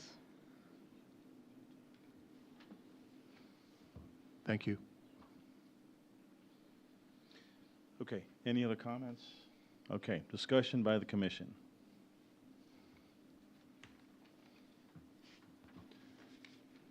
So I have mixed feelings about this application because it is a lot of dogs. But with the proper mitigation, I was concerned about this gentleman over here who was thinking that the location of this operation would impact his property values, and I'm wondering how the rest of the commission feels about that, because I'm thinking that this operation is far enough away from that land to not impact it, but maybe I'm wrong. I'd like to see what others on the commission feel about that. I think I could support this project if all of the fencing was brick or some kind of stone fence of some sort, something that's attractive to the area and builds it up. I'm not really excited about the chain link fence and/or any of that. Plus, it would mitigate any potential runoff, so-called, if there would be any, of fluids and whatnot that would not be, you wouldn't want to see go elsewhere from dog urine or whatever. So that's, I think, my initial thought. Okay, thank you. You can have a seat. You don't. Other thoughts by the commission? Sue? Initially, I thought this was probably a good conversion use of a daycare into a doggy daycare, but listening to some of the residents and what they really had to say about it, I'm not sure in this particular location that it's really good based on the foot traffic and the proximity to the Montessori and to the other daycare and to the high schoolers walking by. Those high schoolers are going to annoy those dogs as they walk by. Anyway, so I don't know that this is the best spot for this. There is another daycare for sale right up Denton Tap on the other side of the creek with no residents by it. But anyway, I don't know that I can support the approval of this. John? No? Okay, so I wanted to understand what this type of land use potentially could be like, and so I visited other locations in Coppell just driving around, just listening for sounds, things like that. So there's one there, more or less on the northwest quadrant of MacArthur and Beltline. And I detected no smells. There was operations when the door opened. I could hear dogs barking. There was a brick fence on one end. Some dogs were out playing. I could hear them. But then I decided to check with some of the folks that lived in that adjacent neighborhood. And kudos to Coppell residents for not answering the door for strangers. But I found some folks walking. So I asked them questions, and they were, they were 500 feet plus, and from the alley of, I believe it was Crestview, or, shoot, I lost it here. Yeah, Crestview. For clarification, you're talking about Camp Bow Wow? Yes. Okay. From the alley, I could hear the dogs. So that's over 400 plus feet. And, but the residents that I spoke with, they didn't have any problem. They said they could hear them, they were fine with it, but no big deal. The second location I went to was the one just on the southeast corner of Denton Tap and Sandy Lake, there by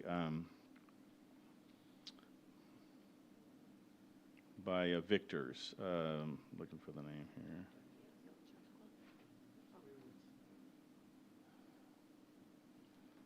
It's right there by the Rock and Roll. Dogtopia. Yes, thank you for that. And so I spoke with residents back behind there in Glenwood, asking if because they're a lot closer than the other. And the residents that I spoke with there, actually one guy over here answered his door. And he said that he's never had a problem.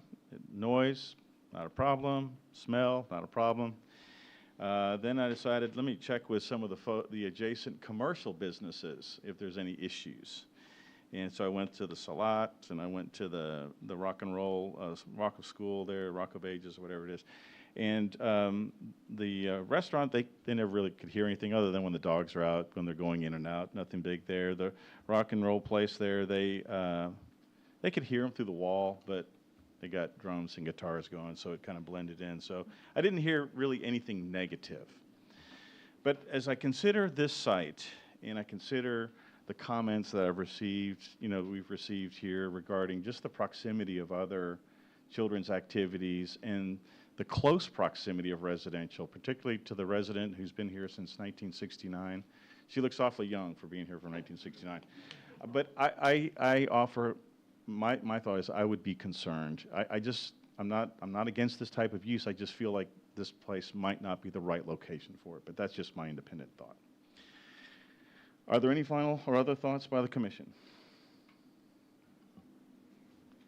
I think the convenience of it being within the community, no different than when we do look for a daycare. I like it nearby my home so that I can pick up and drop off kids, dogs. It'd be an interesting study, 71 dogs versus 180 kids, which one is louder in the day? This happens to be a larger commercial property, and this property just happens to be on one side of it. But the overall residential area was built adjacent to a large commercial property. So the church noise, the other noise, I'm mixed. I am mixed because of but I think there's a value in the convenience of it as well, being so close. With that said, is there a motion by the commission?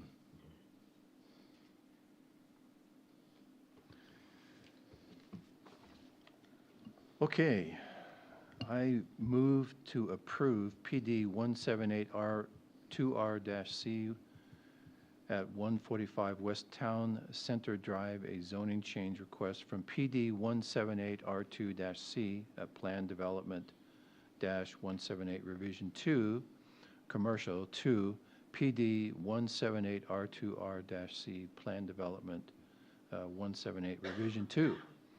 commercial to revise the detailed site plan for Building B at 145 West Town Center, which was a former child daycare center, subject to staff conditions. Okay, we have a motion by Commissioner Hafman. Is there a second? I'll second. I'm sorry, there was a second? Okay, so we have a motion by Commissioner Hafman and a second by Commissioner Dobmeyer. Cammie, would you call the roll, please? Please respond by saying aye or nay. I call your name. Commissioner Dobmeyer. Aye. Vice Chair Blankenship. Nay. Chairman Haas. Nay. Commissioner Hafman. Aye. Commissioner Patel. Aye. And Commissioner Bishop. Nay. We got her now. Nay. Can you hear me?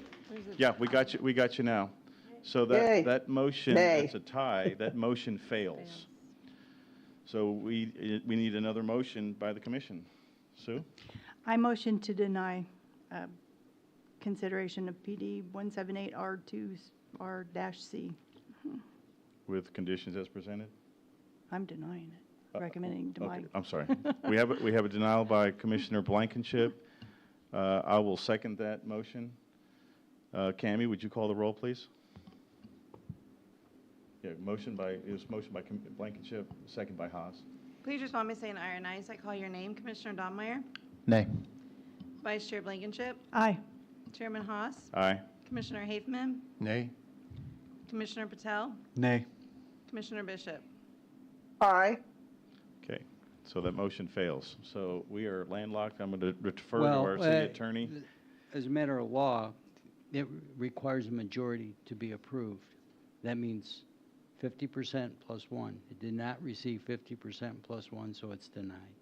So it's denied. Yes, sir. Okay. So the application as presented because of those is denied. You have the ability to appeal to council for your application. But thank you to those who came tonight and the input for that. So, okay, moving on. Item 9. Consider approval of PD-296R-LI, Samaritan's Purse Edition, Lot 1R, Block A, a zoning change request from Plan Development Number 296, Light Industrial, to, I'm sorry, let me back up here. A zoning change request from Plan Development 296, Light Industrial and Light Industrial, to Plan Development 296, Revised Light Industrial, to add a parking lot south of the existing planned development for parking and update the existing site plan for a new additional 37,699 square foot, 3-story professional building, office building located on approximately 13 acres of land on the west side of Creekview Drive, approximately 525 feet north of Bethel Road, at the request of Samaritan's Purse and Fellowship Church, FKA Fellowship Las Colinas, and being represented by Kelsey Campbell. We have a staff presentation by Ms. Mary Perone Boswell. Mr. Chairman, if you choose to, you could also do the replat to create the 2 lots that would result. If you'll just read that first sentence, that'll get us to that Yeah. issue. Is anybody opposed on the commission on that? Okay. So we're going to combine 9 and 10. Item 10 is a public hearing to consider approval of Samaritan's Purse Edition Lot 1R and 2, Block A replat, a replat request to create 2 lots, extending Lot 1R south of the existing planned development to be used for additional parking in the existing gas well site on Lot 2 on approximately 27.6 acres of land located on the west side of Creekview Drive, approximately 525 feet north of Bethel Road, at the request of Fellowship Church, FKA Fellowship Las Colinas, and being represented by Kelsey Campbell of the applicant. And we have Ms. Mary Perron Boswell to present that case also. So, Mary? All right, so this next item, so all of the property was once owned by Fellowship Church. A portion was sold to Samaritan's Purse and developed in 2018 as their office warehouse space. So this is an expansion of the Samaritan Purse site. So there's 2 main changes. One is to remove parking for the addition of a new 3-story building. The location of the new building necessitated the elimination of some existing parking spaces and the relocation of the fire lane. The new building's first floor will contain a large break room, an area for staff devotions for 70, and guest training. The second floor will house 30 of their information technology staff, and the third floor is for future growth. In order to accommodate the new building and the parking associated with it, and the parking that was lost to the new building footprint, a new parking lot will be constructed south of the existing lot. The new parking is the second main change. So they are platting some land to the south to accommodate the required parking. In total, they are removing 60 spaces and adding back 176 for a grand total of 399 spaces on site. So the elevations show that the majority of the building will be brick with a small portion to be stucco. There are 3 brick colors proposed. The stucco will be a peppercorn color. So here we're looking at the elevations of the new 3-story building. It's just under 46 feet in height. We'll have an aluminum canopy and sunscreen on the front. In terms of building signage, I know there's one shown on the diagram here on the illustration, but it's just for illustrative purposes. Any proposed building signage will need to conform with city requirements. In terms of landscaping, so that they meet the site requirements, staff will be working with the applicant for tree placement along Creekview Drive, since there is a major gas easement that runs parallel to the street. Staff is requesting a condition that would allow us to administratively approve any landscaping changes to the easement. So they are proposing 44 overstory trees, 19 accent trees in the parking and outdoor patio area. The new parking area will require the existing trees to be removed. So the applicant will be requesting that fees for tree mitigation be waived. This can only be done by council. So let's see here. In addition, there's a larger tree that's requires removal that requires city council approval as well. So now we're looking at the northern portion of the site. So the blue represents the new building. And then just to the left of that, you'll see the new patio area with the pergola that they're planning.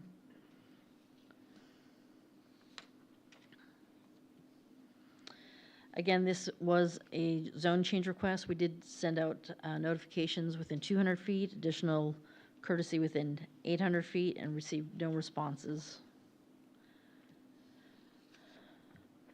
And we do have conditions. So staff is recommending approval of the request subject to the following conditions. 1, that there may be additional comments during the building permit and detail engineering review. 2, that a replat is required to be approved prior to engineering review and recorded prior to building permit. 3, that if tree mitigation fees are not waived, that the mitigation fees be paid prior to plat recordation. 4, to allow staff to administratively approve any changes related to the landscaping in the 30-foot gas easement. 5, that all signage must comply with city ordinances. And 6, that a downstream drainage analysis will be required in order to determine whether stormwater detention is needed. I'm just going to go through item number 10 too, just so we have it everything. So item 10 is essentially the companion piece. So it's the plat to create 2 lots, which includes extending lot 1 south of the existing planned development to be used for the additional parking, and lot 2 will consist of the existing gas well and the remainder of the existing tract. So the one in yellow is the new lot for the Samaritan's Purse expansion. And again, this is the companion piece.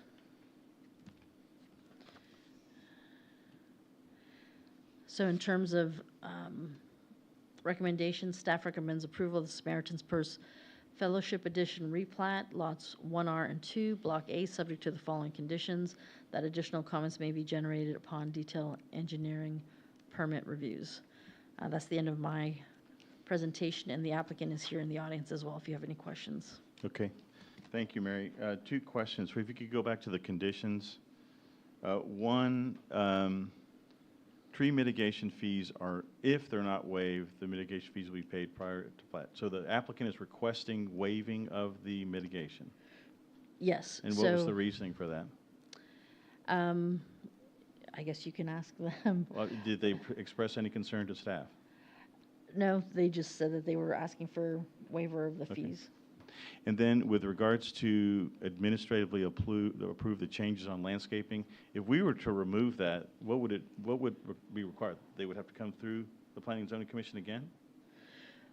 Yeah, we're just asking because with the easement there, we may need to kind of jockey some where the trees are located. So that may mean, maybe not necessarily having them spaced accordingly. We may have to group them other areas. So just allows us some flexibility so we don't have to come back to say, hey, this isn't working, now we need to do this. Yeah, understood there. And the elevations, the Yeah. proposed three-story building, how does the height of that, does it align with the height of the current building? I think the current building might be a little bit shorter, but everything around there is light industrial, and it backs up to like a City of Grapevine. So it's nothing from a context perspective that would be out of the ordinary there? Right. Okay, okay. Sue? Mary, just a quick question. I just wanted to confirm, the waiving of the tree mitigation, that's not part of this for planning and zoning to Correct. approve? So Okay, any that's not waiver part of of this fees application. is not part of your purview, so that'll go straight to City Council. Okay, thank you. So, Mary? Yeah. If it's not part of our purview, why is it brought up before us? It's just part of the conditions. Okay. Yeah. Any other questions of staff in cross-examination? Okay, thank you. Is the applicant here, Ms. Campbell, to present the case? Mr. Campbell? She is with her kids. I'm Greg Yancey, 1201 Creekview Drive for Samaritan's Purse, Coppell. Good to see some familiar faces. It's been a while. Yeah, it's been about 15, I think. I'm glad to answer any questions. Okay, it's not within our purview, but why are we requesting waiving of the tree mitigation? We asked for them last time as well, and it was denied. I think it was a split vote, but Samaritan's Purse is a global ministry, and and obviously the intent of the tree ordinance is for a developer to preserve trees wherever possible and to supplement the Parks Department, to replace those trees where they can be planted. I totally understand that. It would be a stretch to call Samaritan's Purse a church, but it is a global ministry and it is ministry-based, so it is a faith-based organization. And if this were a regular development, we wouldn't ask to waive it. If Samaritan's Purse were ever to leave this location, those trees would be brought down and another development came in, and if it were waived, then we would lose the trees.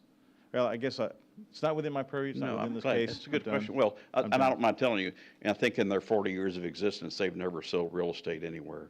And, okay. And the flip side as well is that it's owned by Fellowship Church, and at any time, Fellowship Church could have developed it for church use, and there wouldn't have been any mitigation fees, because churches are specifically excluded, so. Okay. I'm sure you'd correct me if I'm wrong, Mr. Hager. Count on that. Any questions of the applicant? Sue? Yeah, this is just more of a curiosity question. So with putting the new building there and you're removing, I think Mary said 71 parking spaces, but you're adding in 130 something, I don't remember the number. Why the additional spaces? When we first looked at this, this was all driven by needing a place to put cloud support IT people. And we're totally out of office space in the building. And so that wasn't an option to keep building out space in the building. They even discussed doing 2 floors in the building, and I told them, you'd have to be out of here for a year while we remodel. It'd be crazy money. So we went to Fellowship Church about buying the site next door. And some of you may recall that Creekview Drive used to just come to a cul-de-sac. It didn't go all the way to Bethel. Well, the last manhole for sanitary sewer is actually right at that bend in Creekview. And I had to run about 400 feet when I built the first building to tie in. The private sewer line was put in by DCT in an easement crossing this lot so they could develop on Bethel Road. Those two buildings are on Bethel. DCT has since been acquired by Prologis. Prologis is very nice to us in other markets. They've been a temporary landlord for Samaritan's Purse in other cities, and we love Prologis, but we've been unable to get permission from them to use their sanitary sewer line. And I don't blame them. If I were the asset manager, I'd tell you no. I don't want my tenant calling me with a problem, and I got this other guy that tied into it. So we've given up on that avenue, and we're not upset. But the logical thing to do, since this lot is largely undevelopable without sanitary sewer, the logical thing to do was put parking on this 2-acre lot, put the building there at the end of the north truck court. We've located the building so that it made all the existing driveways align, and so everything just worked out. So that's how I ended up with 35 feet between the truck court fence and the wall of this building. And since that becomes kind of an ugly space looking at a truck court, that's how we got down the road of let's do some really nice landscaping and pave stone in there, do a little pergola, and try to make it an amenity and not facing looking at dock doors. So that's how we got here. But why the additional spaces? Oh, okay, sure. Well, during shoebox collection season, I mean, Samaritan's Purse collects about 12 million shoe boxes a year that go all over the country with a gift for children, if you're not familiar with that. But Coppell does about 10% of those. It's a great distribution center. Those volunteers that come, some of them come by bus, some of them come in carpooling, but in some cases, we do shuttle people from a remote parking lot to bring them in during volunteer season. We have this 4-week window where all of this stuff is put into shipping containers and goes all around the world. So it's just mayhem, really, from Thanksgiving to Christmas. And then it's down to the 50 people on staff, and half of them are disaster people, and they're gone. I mean, you can walk in there, and those 25 people aren't even in the building. So this lot will be largely unused, for most of the year. There are 3 occasions during the year when there's like ministry training that'll happen at this new building. And so part of this goal too is to not have to go rent hotel space. This could be done here on site. And then every morning, every employee is required to go to devotions from 8 to 8:30. So there's a quick Bible study and prayer every morning, and a missionary reports from something overseas, and they watch a video. But so that goes on every morning at the building. That's the other reason they wanted the building here is they like all their people together, so everybody's got a sense of community there. So the folks that work in the building now, they're going to walk every morning at 8 a.m., come to this new building and be on the first floor, do the half-hour devotions, and then go back to work. Okay? Maybe I missed it. Sure. They're going to stay at this building? Well, the IT people will work in this building. they'll work Oh, yeah. The people that I've got working here now, there's about 40 people, I guess, on staff in the building now. Okay. Every morning, they're going to walk to the new building, Gotcha. 100 yards, whatever it is, for devotions. Yeah. Any other questions of the applicant? Okay. We may call you back for some Thank you. follow-up questions. Is there anybody that would like to speak for or against the proposed application? Okay. Seeing none, I'll close the public hearing. Any discussion by the commission? Samit? If this parking lot's going to be predominantly unused, do we need to create that much concrete area for, is there any alternative surfacing that won't create so much heat? Not by our current ordinances. That is a great question. No surfaces that would allow for permeation of water. Yeah. Well, okay. So I have been to this site for the last 5 years preparing boxes, and I know exactly what you're talking about, parking. And but because it's a great effort, and I'm surprised that we couldn't park in the building across the street because they may tow us for a volunteer event. But anyway, yeah, so I get it. It's a great operation. And I'm not going to speak about the tree mitigation, but I just don't feel that, and it's not within our purview, but we should comply with all of our ordinances. So, okay, with that, is there a motion by the commission?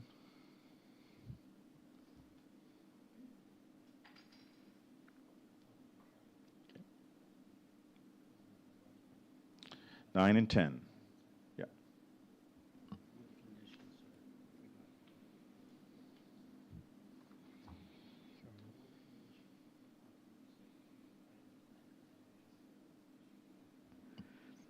I move to approve items 9 and 10. Consider approval for PD 296R-LI Samaritan's Purse Edition Lot 1R. Block A is zoning change request from PD 296-LI Plan Development 296 Light Industrial and LI Light Industrial to PD 296R-LI Plan Development 296 Revised Light Industrial to add a parking lot south of existing plan development for parking and update the existing site plan for a new additional 37,699 square foot, 3-story professional office building. Do I need to read the whole thing? No, okay. With the conditions As presented. as presented. Okay, we have a motion for, I'm sorry. Clarification, and also in item 10? And also item 10, approval of the Great catch. replat for Lot R, 1R, and 2 With, with conditions. so we have a motion for items 9 and 10 with conditions as presented by Commissioner Patel. Is there a second? Second. Second, Vice Chair Blankenship. Cammy, would you call the roll, please? Please respond by saying aye or nay. So I call your name. Commissioner Dobbmeyer. Aye. Vice Chair Blankenship. Aye. Chairman Haas. Aye. Commissioner Haithman. Aye. Commissioner Patel. Aye. And Commissioner Bishop. Aye. All approved, none opposed, motion carries. Okay, very good. Thank you very much. Item 11 this evening is to consider approval of PD-250R26R2-H, the Old Town Edition, Lot 4R, Block D, a zoning change request from Plan Development number 250, revision number 26, revised dash historic, to Plan Development 250, revision number 26, revised number 2, historic, to revise detailed site plan to allow for a professional or medical office in addition to the retail and restaurant uses already permitted on the first floor of the 0.25 acre property located at 767 West Main Street at the request of Diana Ahmad, being represented by Bill Peck of William Peck and Associates. And we have a staff presentation by Mr. Matt Steer. Matt? Mr. Chairman, Commissioners, this is item number 11 this evening. So let me provide a little history on this case. So the initial zoning change for the live-work units was approved in August 2022, and that was for a 2-story mixed-use building with retail on the first floor, and then we would allow for 2 residential units on the second floor. And then in December 2023, council approved a plan for a 775 square foot ice cream shop on the first floor, and then 2,359 square feet of spec restaurant uses on the first floor. And that could also contain some retail. So the Artsy Cakery has since occupied the 775 square feet. So the site is approximately 0.25 acres in size. The gross square foot gross floor area is 10,200 square feet, and that includes the 2 apartment units on the second floor.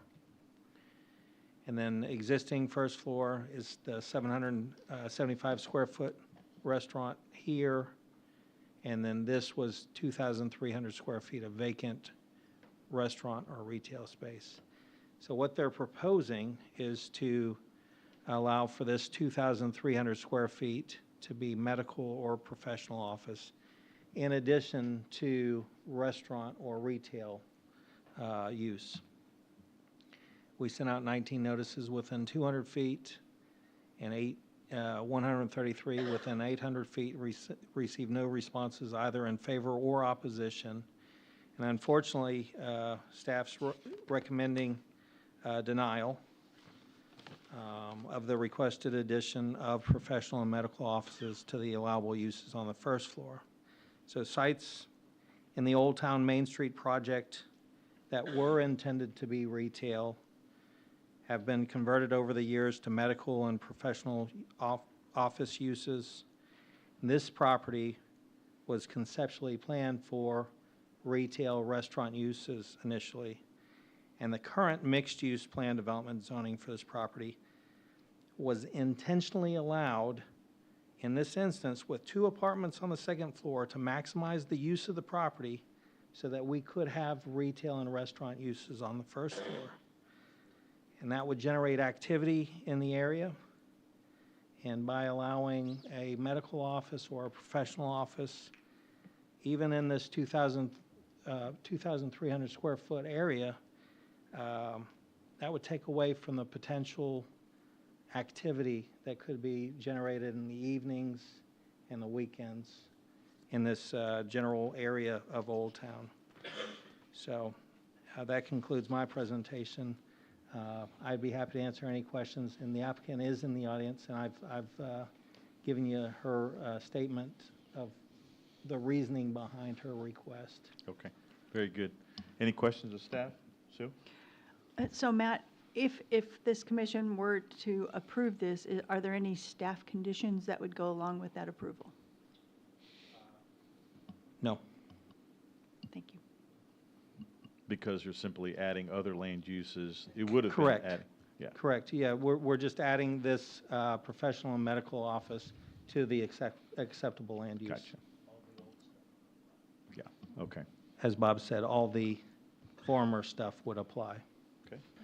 So I heard live work in there. Is this truly mixed use currently? This is truly mixed use. Did I say live work? I heard live work in there Oh. somewhere. I apologize. Okay. Okay, is the applicant here to present the case?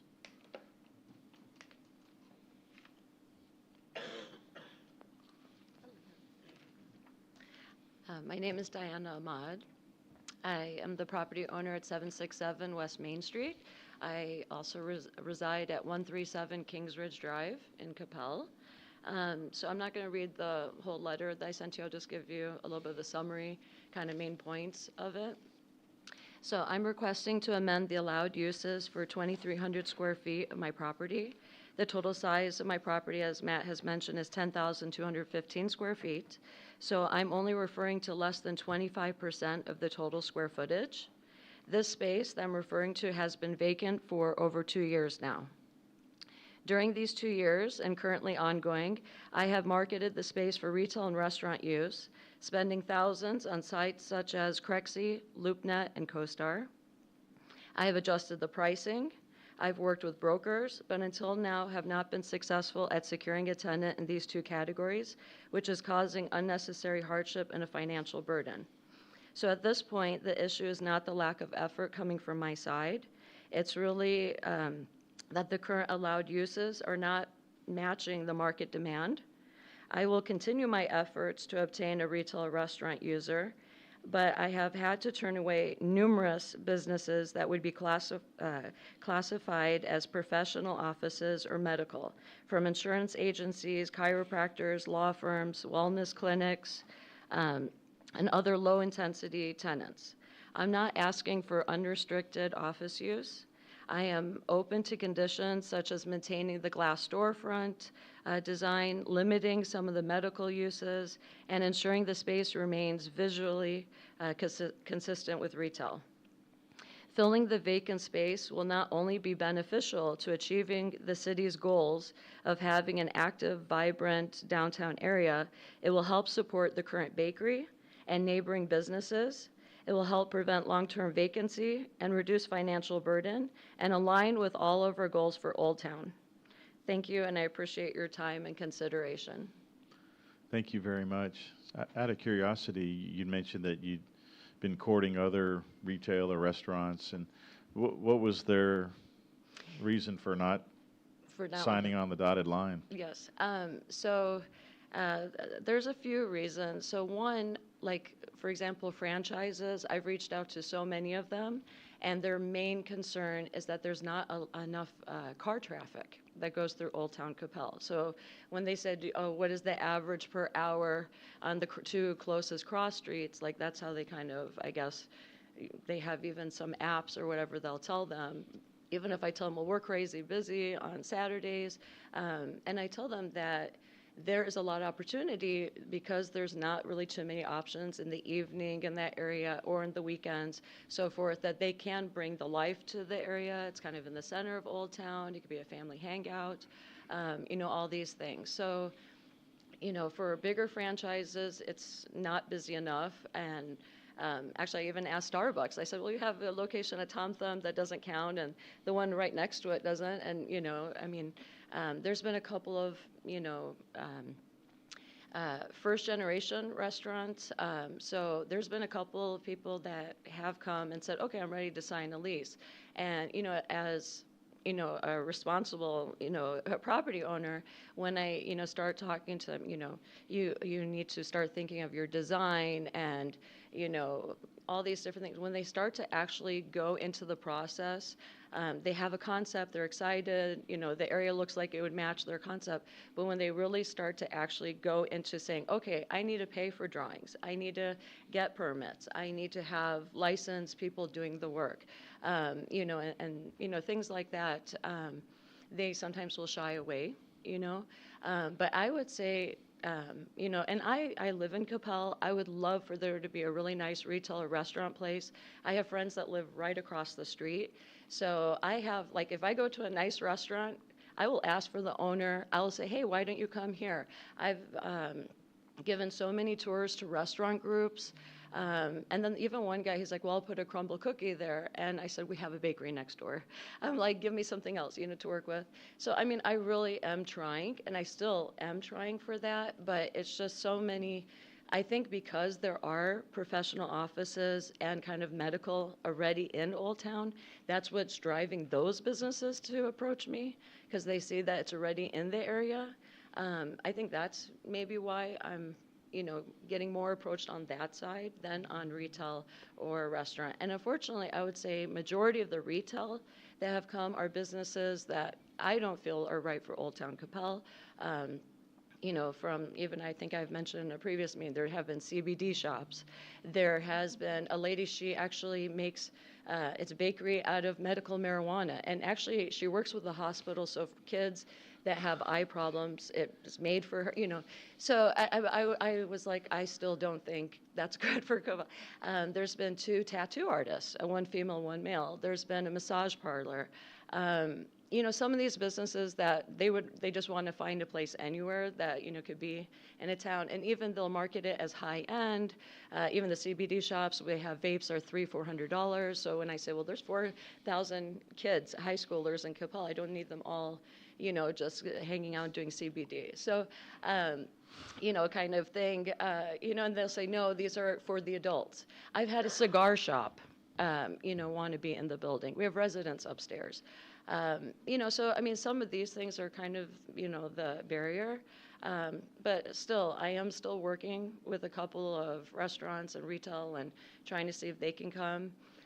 Most of the brokers that do specialize in retail and restaurant, they'll tell me if they're going to come to Capel, they'd rather be somewhere like on Denton Tap because of that traffic.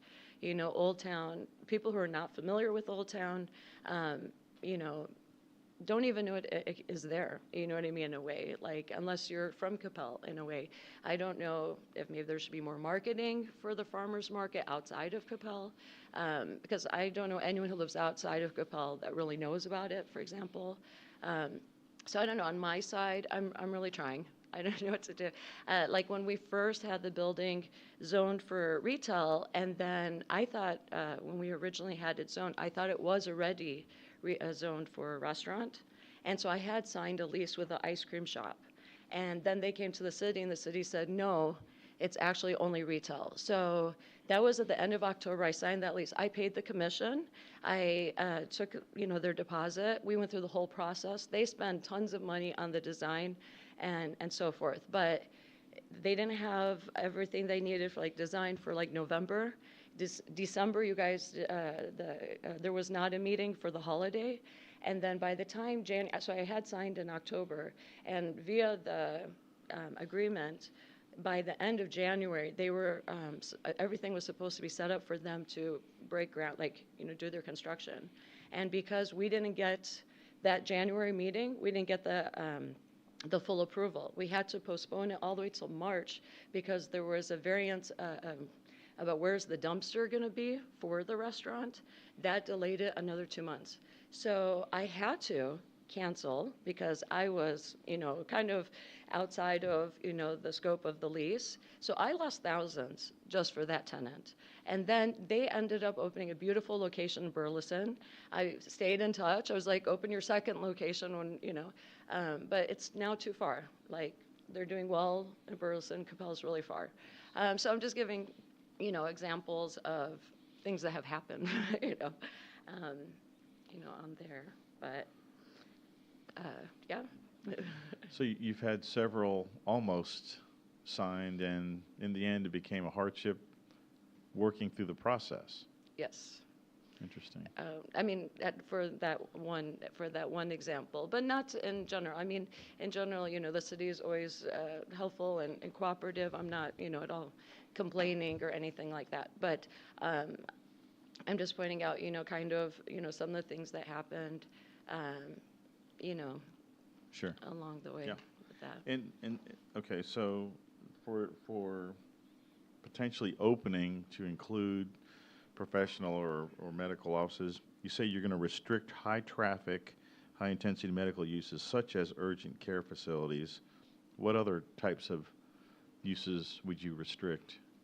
I mean, if there was something that you felt didn't align with Capel, with Old Town, I wouldn't have a problem that, if there was a opposition, for example, for medical, well, is it because there's certain medical practices you don't like what they do or what it entails? I mean, I didn't know if there was something specific that you don't like about professional offices or medical that you'd be concerned about. But that's why I said I wouldn't mind having conditions, still make it look like retail, friendly for, people to pass by and so forth. And even having these allowed uses doesn't mean I'm not going to have a restaurant or retail. I mean, we do have a grease trap in place and so forth. But, and actually, like, to address, like, saying, you want to have more activity in the evening and weekends and stuff, there has been a few breakfast places, for example, that, have come. So even if they were there, they wouldn't be increasing the traffic in the evening or the weekend. But keeping it vacant for, like, over 2 years, it's not really fair, actually, even, kind of to our respectful, neighbors, that are professional office and retail. And the bakery that's in the building. They would love to have someone to bake things for right next door, on that side. But so, yeah. Yeah.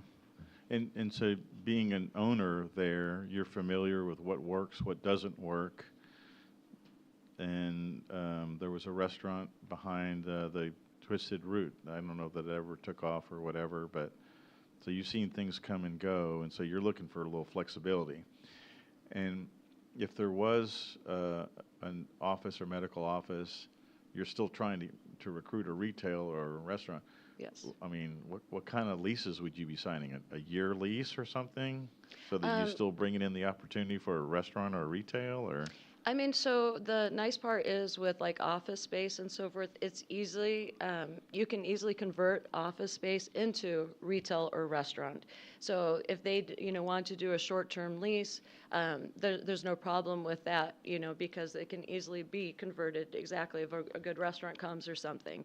But, if I'm signing for a restaurant, obviously we're going to look for 5-10-year long-term leases would be favorable because you're going to be, it's new construction. So the walls, the bathrooms, the kitchen, it's going to be set up if there's a restaurant. And that's also one thing too. You want a restaurant that's going to do well because they're going to be spending a lot. The building will be altered. So you want something, that's going to make sense for the building and for the area. But I'm very flexible. I mean, if any of you guys have a side business, have a restaurant, you want to come, we'll take care of you. It's a great location. And Maybe an ice cream shop, but I might be nervous taking it through the process. I don't know. No. Okay. Thank you for your presentation. Are there any questions of the applicant? Okay, Kent? Does the artsy cakery, does that generate foot traffic, or is that mostly in delivery? So it's not an eat-in restaurant. Okay. So they do custom cakes, Right. but they do have the counter. They have delicious cupcakes, cookies. Everything she makes is amazing. So they do have some, traffic bit, comes and not so much. forth, but it's, unfortunately, it's not, you know what I mean? Like, they're going to be too long there or something, someone. How long have they been there at that facility? It's almost going to be, since they started construction, almost 2 years.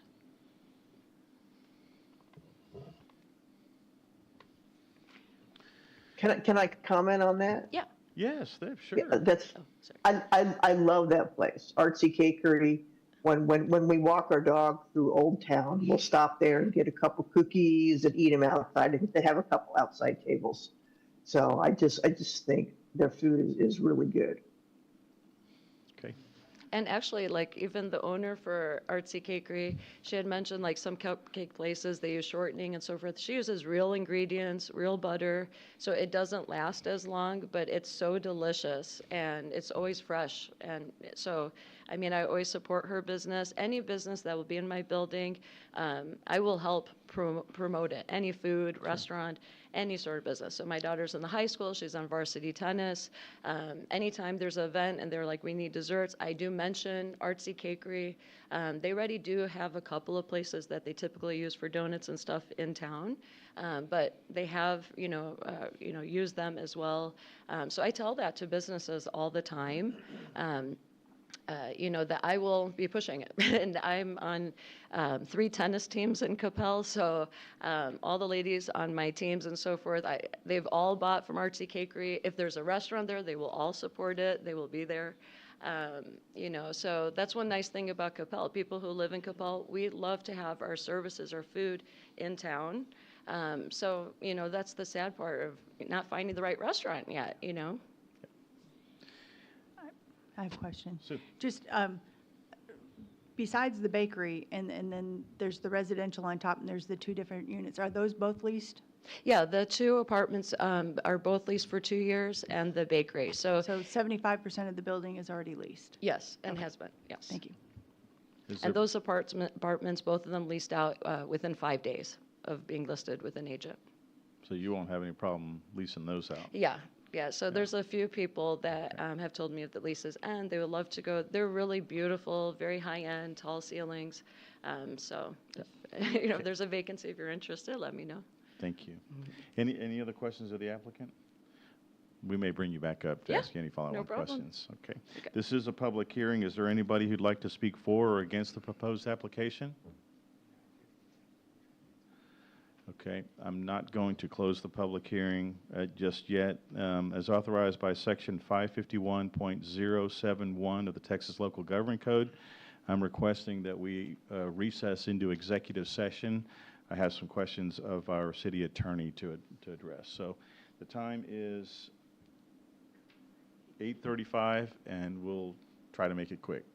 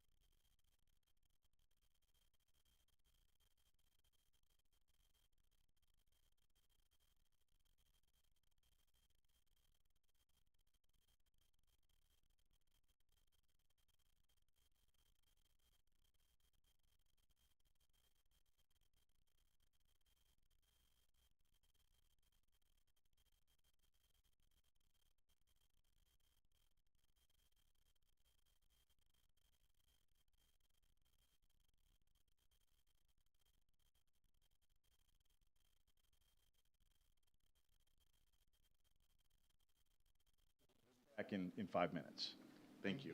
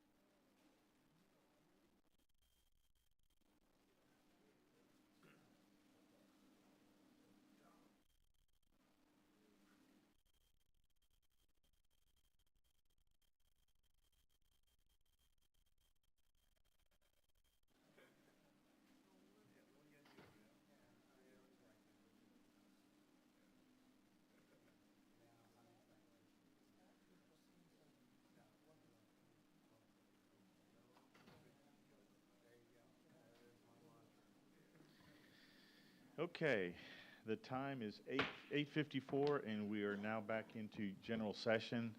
I left the public hearing open on purpose. Is there anybody who'd like to speak from the public for or against the proposed application?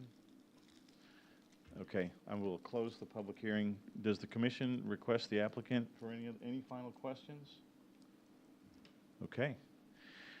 Is there any discussion by the commission? Is there a motion by the commission?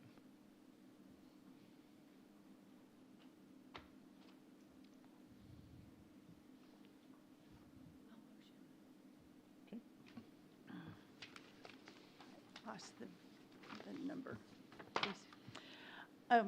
I motion denial of the requested addition of the professional and medical offices to be allowable uses on the first floor. Okay. We have Not subject to, I'm sorry. not subject to staff That's correct. recommendation. So we have a motion to deny the proposed application. Commissioner Blankenship, is there a second? I'll second. We have a second by Commissioner Patel. Cammie, would you call the roll, please? Please respond by saying aye or nay as I call your name. Commissioner Dobmeyer, Aye. Vice Chair Blankenship, Aye. Chairman Haas, Aye. Commissioner Haithman, Nay.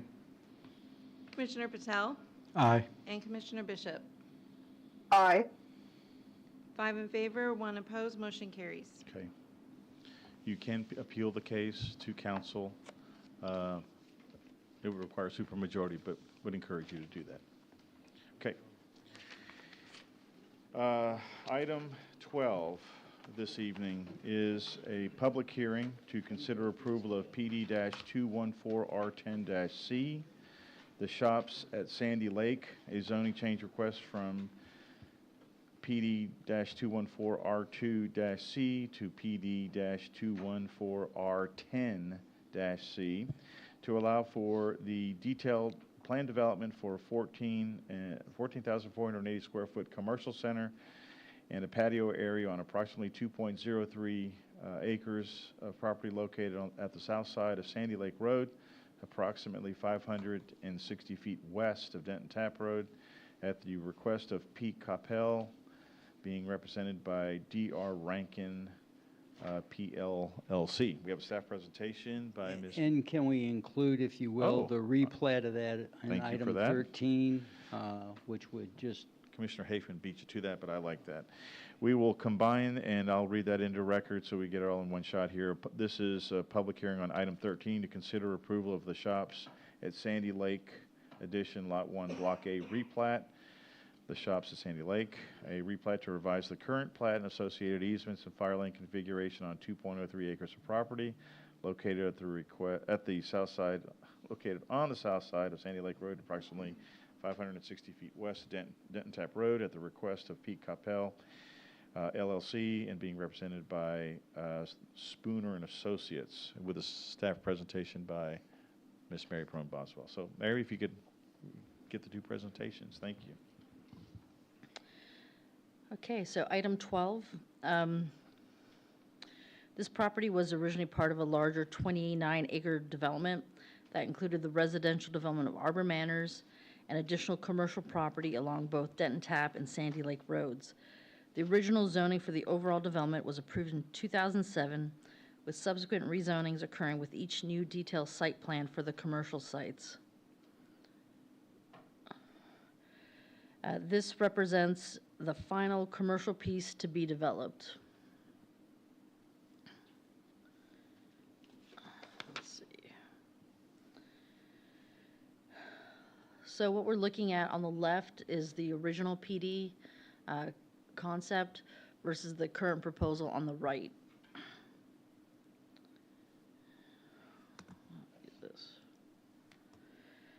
So the original PD shows two buildings out front adjacent to Sandy Lake with parking at the rear of the property.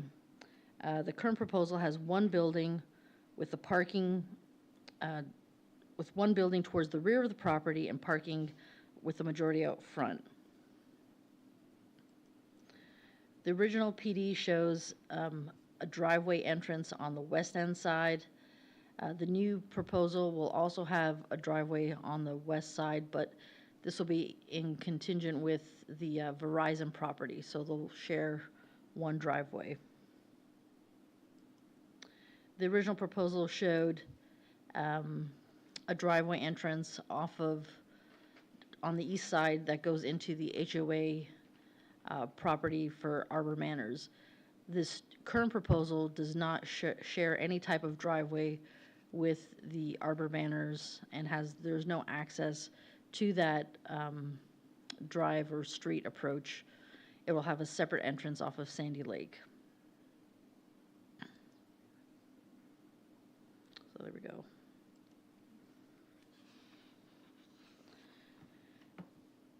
So the site is currently vacant, and the site plan shows a 14,480 square foot proposed building.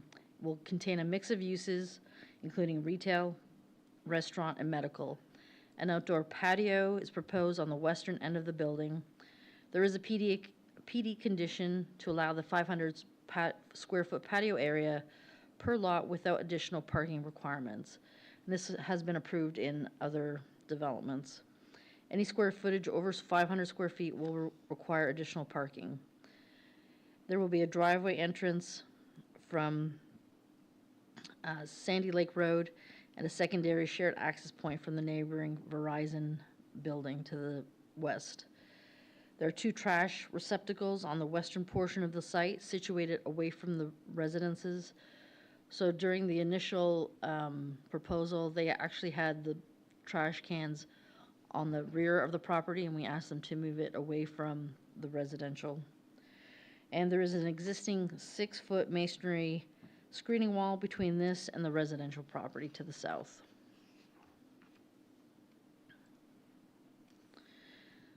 So here we're looking at the building elevations. It's just around 19 feet with a parapet wall at the front varying in height from 20 to 25 feet, creating some articulation.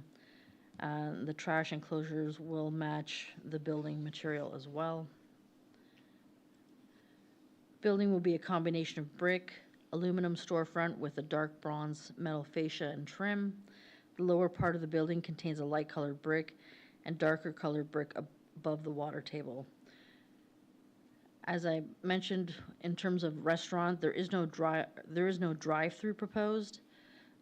And they do have a monument sign proposed along Sandy Lake Road, which will share the same building materials as the building itself. So there is no signage presented for the buildings. Any proposed signage will need to comply with city requirements. Here we're looking at the landscaping. There'll be a 20-foot landscaping strip along Sandy Lake Road and 15 to 20 feet along the southern perimeter. The eastern perimeter will see a large number of trees being preserved. Additional trees along the southern perimeter will also be preserved. In total, 39 existing trees will be saved on site. An additional 38 overstory trees will be planted on site.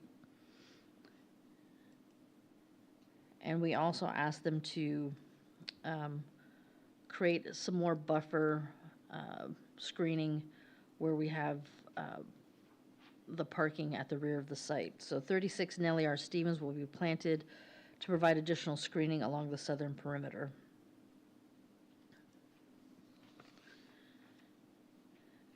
Now, this is a zone change request, so we did mail out notices. 26 within 200 feet, additional 120 courtesy notices within 800 feet. We did receive 10 notices within the 200 feet in opposition, additional 5 within the 800 feet. As a general summary, I did hand you guys a table of their concerns, but basically it was increased traffic, loss of the green space, decrease in the quality of life, and noise was their primary concerns. So staff is recommending approval of PD 214R10-C subject to the following conditions. 1, that detailed engineering review will occur at the time of full engineering submittal to allow a 500 square foot patio area per lot with the existing parking count. Additional patio space will require parking at 1 per 100 square feet. 3, that the downstream drainage analysis will need to be updated to address staff comments. 4, that all signage will meet city requirements. And 5, that they meet the photometric requirements at time of permitting. I'm just going to go straight into the plat, and then we can kind of go over everything.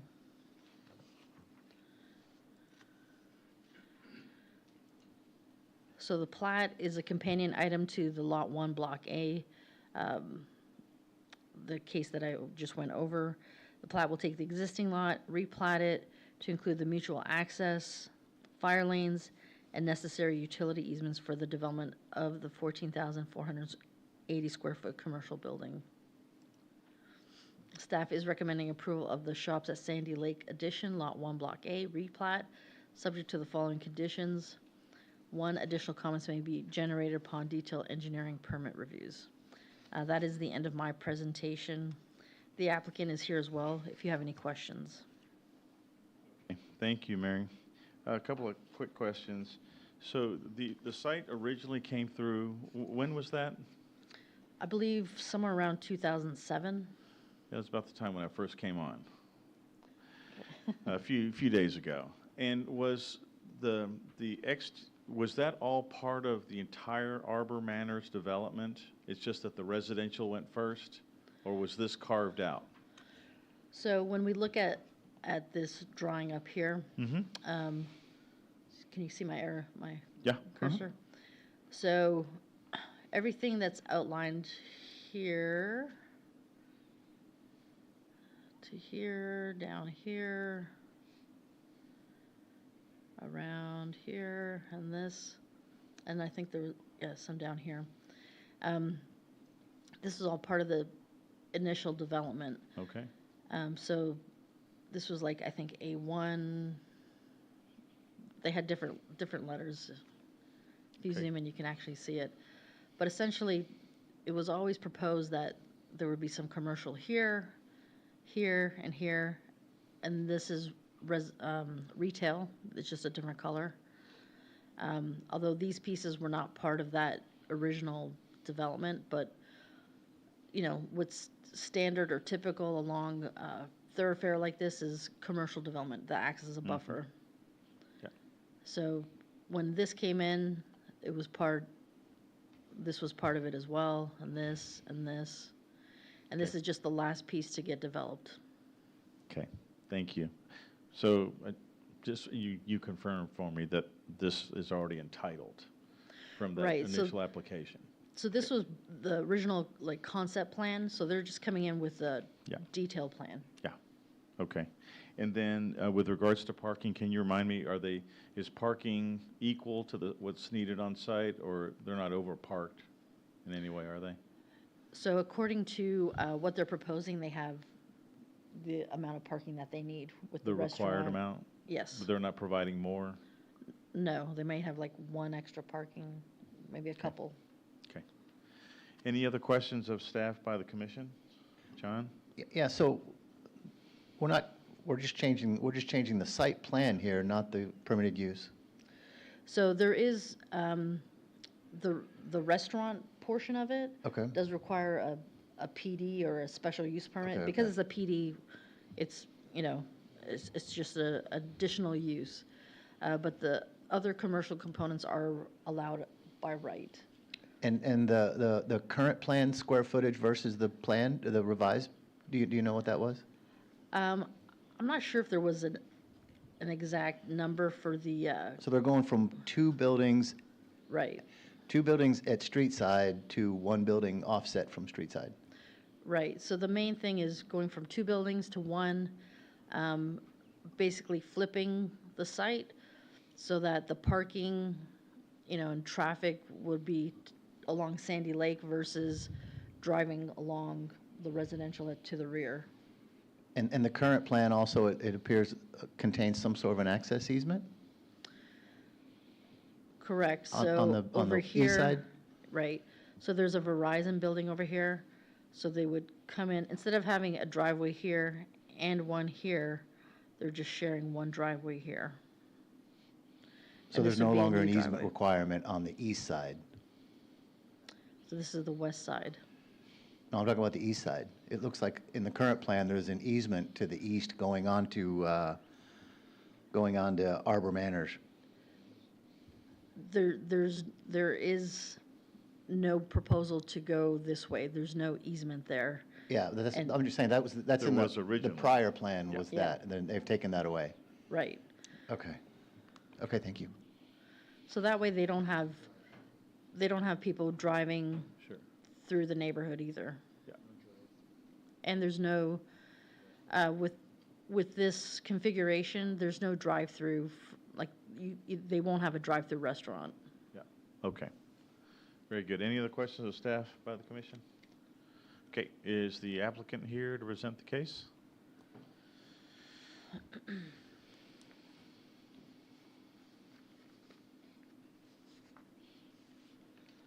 Hello, everyone. Thanks for having us tonight. I'm Tyler Alley, 952 Bassett Place in Dallas, Texas.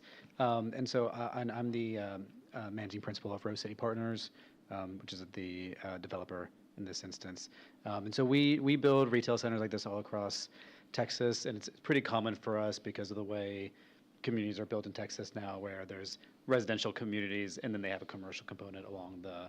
So we have experience with these things, and one of the things we typically tend to do is, once we find a site, let's see, we're trying to, align a bunch of different interests between our tenants, and we want to make sure that they can survive and nearby residents, and we're trying to align all these different interests.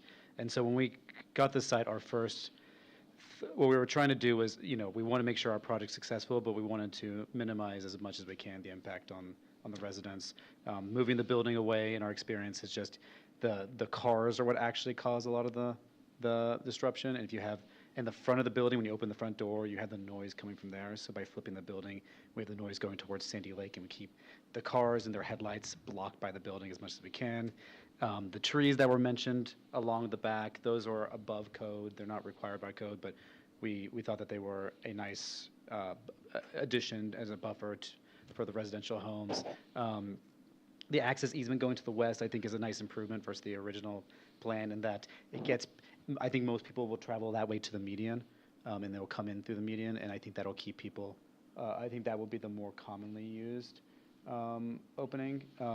And ultimately, this is, and I think maybe the biggest thing is, we specifically chose not to use a drive-through. We don't do drive-throughs when they're along residential neighborhoods like this, honestly, ever again. It's that is the thing that causes the most disruption we have found. And so, look, these are never going to be perfect solutions for everyone.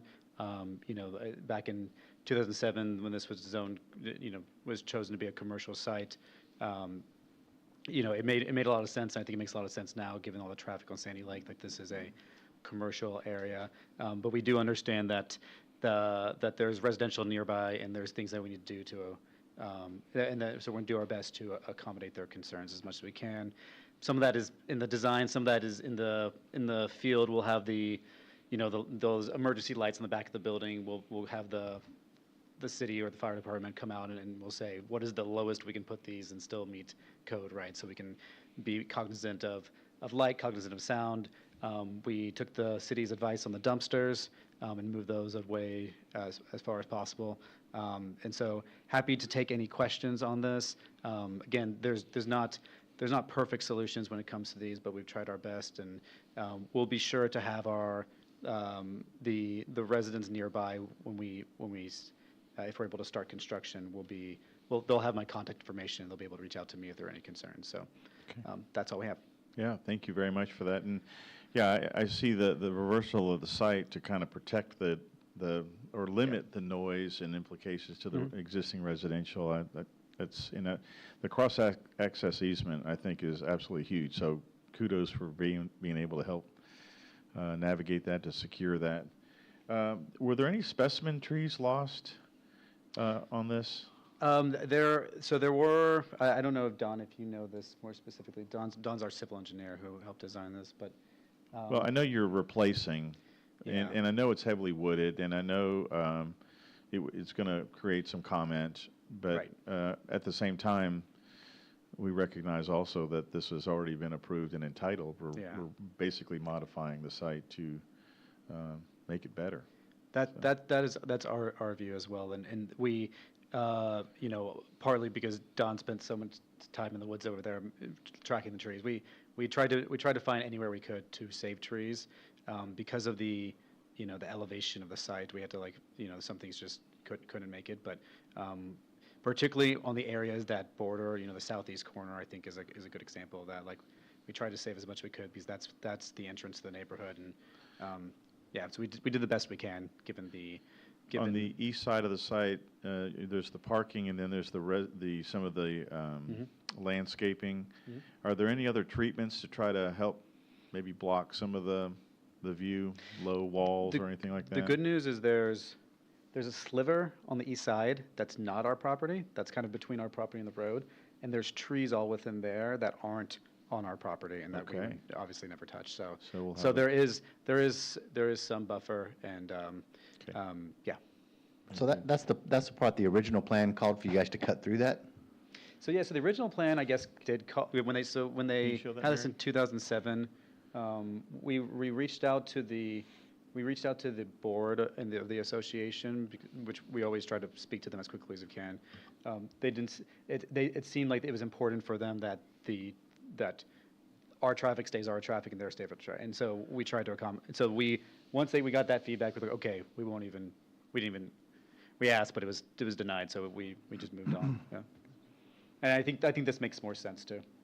That way the residents don't ever have to deal with our traffic, but if they wanted to walk over to the retail, we'll always be open to, like, if they wanted a little pathway there, we're happy to do that. They didn't seem interested in the time, but we're open to allowing that if we have like a coffee shop that's a nice walkable location. Speaking of, any tenants lined up or potential tenants? Potential tenant is coffee shop that we would, like in my ideal world, which I can't force anybody to lease, right? But in an ideal world, like the east side would be the coffee shop, because I think it just makes sense for residents who wanted to walk over there if they wanted to. But coffee shop and sandwich shop is what the restaurants look like currently. Those are subject to change. And then the interior I expect to be medical, other retail services, maybe like we've had like a Pilates studio or something like that, reach out. So things like that. But this is new construction, so it's higher rents, so it tends to be higher end tenants. It's just that's all we can afford to. What kind of fencing do you have on the south side of the site? So there's already a fence. There's that, I know you described it in your presentation, the masonry wall. And there's actually like a 2-foot like concrete foundation piece underneath it. So it actually, I think it's 6 feet, but it ends up being like 8 feet because of that. So we'll be a little bit lower than the residents, but that helps though when you're thinking like the door and the emergency light on top of that. Like I think that'll help the screening. But again, we put those trees, we put those trees in the back that weren't required by code, in the hopes of helping to screening of that as much of that as possible. And the height of your building, sir? It's like in the front is about 18 feet, and it'll slope down some. So it's not. There are some really tall retail buildings now that you see. Ours is, I think, I would say. It's 19. 19 and then feet. with the parapets, it goes from 20 to 25. Got it. That's in the front, just to. On the front. Yeah. And then it slopes down towards the back because towards the gutters and everything. Yeah. So. And I think there was mention in the report about lighting cutoff. Lighting will be cut off to prevent. Yeah. So we will glare. be. Yeah. That is for us. I mean, we don't want to get calls for that, right? So we will be. If we need to use shields, we use shields. Like we have to follow the fire department's rules and things like that. So we'll basically work with them to figure out what is. But right now, we have a photometric plan, and the photometric plan is within the city rules when it comes to being next to residences. And so we'll refine that in the design, but we'll also refine that in the field so we can get it as limited as possible. Yeah. Okay. And then with regards to hours of operation, what are the anticipated hours of operation? I would expect the busiest time to be during the day, because I think we're limited on, we have very little restaurant use here, right? This is primarily going to be, I'd be shocked if we don't have a dentist in here. I'd be shocked if we don't have a couple medical uses in here. And so I think those will just be 9 to 5. And then you'll have some uses that go probably till 7. But we don't have the tenants yet, so we don't know, but we'll be acting, the city of Capel has their own rules, right, on hours of operation. So we'll be, we'll try to balance between like making sure that tenants have enough parking throughout the day so that there's not like one time when everyone's there and now the parking's overly congested. We'll try to have uses that kind of spread out a little bit so that we can keep the parking spread out and the traffic spread out as much as possible.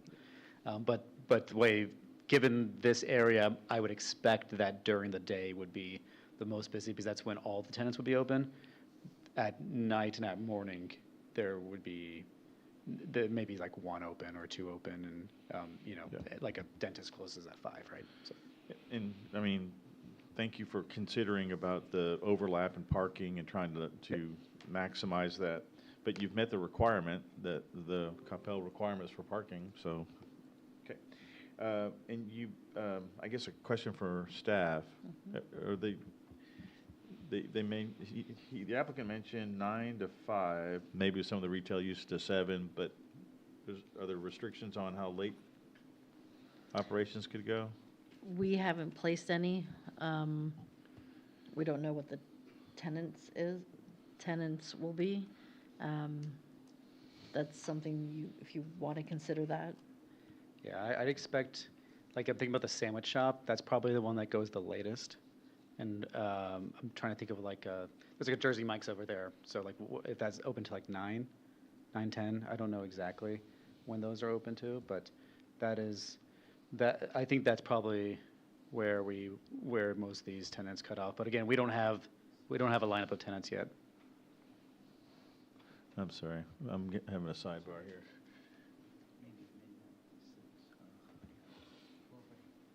Okay, so there'll be, so no operations late in the morning, midnight, beyond, We don't 6 a.m., 7 a.m.? We don't expect that, no. Yeah.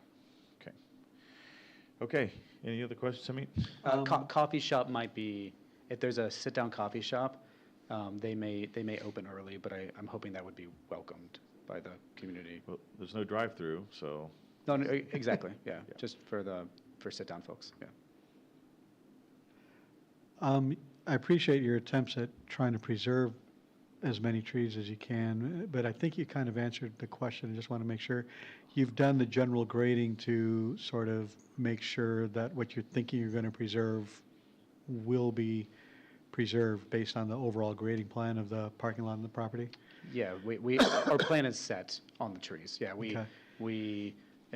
was we tagged them all, and we know exactly what we're doing, and we try to plan around it as best we can. But yeah, the site plan, if approved, is this is what we'll be following, and the tree plan we have won't be changing. So the one concern I have from a site plan standpoint is your direct entry onto Sandy Lake. I just feel like it's close, really close to the Arbor Meadows Drive, and I can see people driving across to go to the immediate turn lane. Have you considered moving that a little bit further to the west to maintain a little bit of separation, more separation, but also, knowing that people are going to cut across, just give a little bit more run up to that curb cut to be able to make a U-turn or turn into the parking lot across the street? I think there were fire department reasons for it having to be there. Has to be there. But that's my understanding. I'm open to discussing that with the planning team, but that was my understanding. But I appreciate the attempt to go over to the west, because that shared drive does have a left turn curb cut. Yes. So that will significantly help once people discover it. Yes. Yeah. No, I think it. Yeah. I agree. I think that was a, and in doing so with the variety, what we're doing for them is we're putting gates up on their roads to make sure that our people who come to our center don't go into their parking lot. So we had so we worked that out with them, and they were very good neighbors.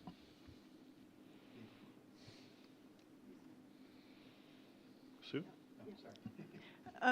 Just a quick question for you. So the green space on the western portion surrounded by parking lot, what is the purpose of that particular So when space?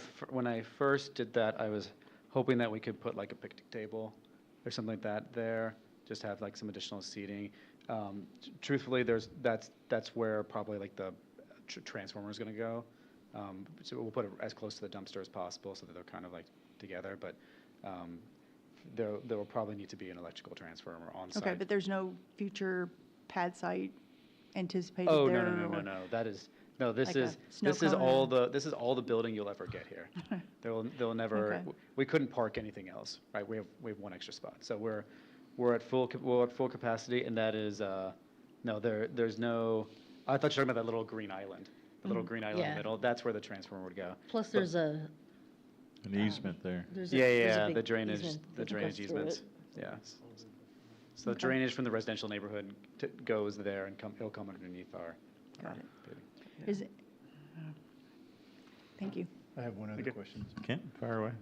So to the south of the building, between the wall, the fence Mhm. and the building itself, you've got some landscaped areas there. I presume that each suite will have access from the rear, is that correct? Yeah, they'll have to for code reasons. Uh-huh. What kind of activity do you envision going on in the back of the building? I think, given like the location of everything, I don't imagine much. I think, but for fire purposes, we have to have it. So, I understand your question. We'll have a small sidewalk there at the back, but I think I would expect, like, you can't, given the way the site is, all the deliveries are going to be in the front, right? They just functionally have to be, right? Given where the dumpsters are, I think going out the front actually makes more sense for most of these tenants. But there's not going to be any customer access there. There might be some employee access there, but all the parking is on the side too, so most employees, or they're in the front, so most employees will probably come in the front. Will there be roll-up doors in the back? Roll-up doors? Yeah, No. No, to facilitate trash or something of that nature? No. It'll just be a normal back door with with the push bar on it for fire purposes, but no roll-up doors. So there's no traffic access behind the building either? Yeah. No, like from a vehicle perspective? Oh, yeah, there's not, that was the intention, is that we were trying, the building is meant to block the cars. So, again, it's not a perfect solution for the residents in the neighborhood, but this is what we have found to be we at a minimum think this is much better than the original plan that was already approved. And so, we are coming here in the hopes of improving what was already approved is our view on the situation.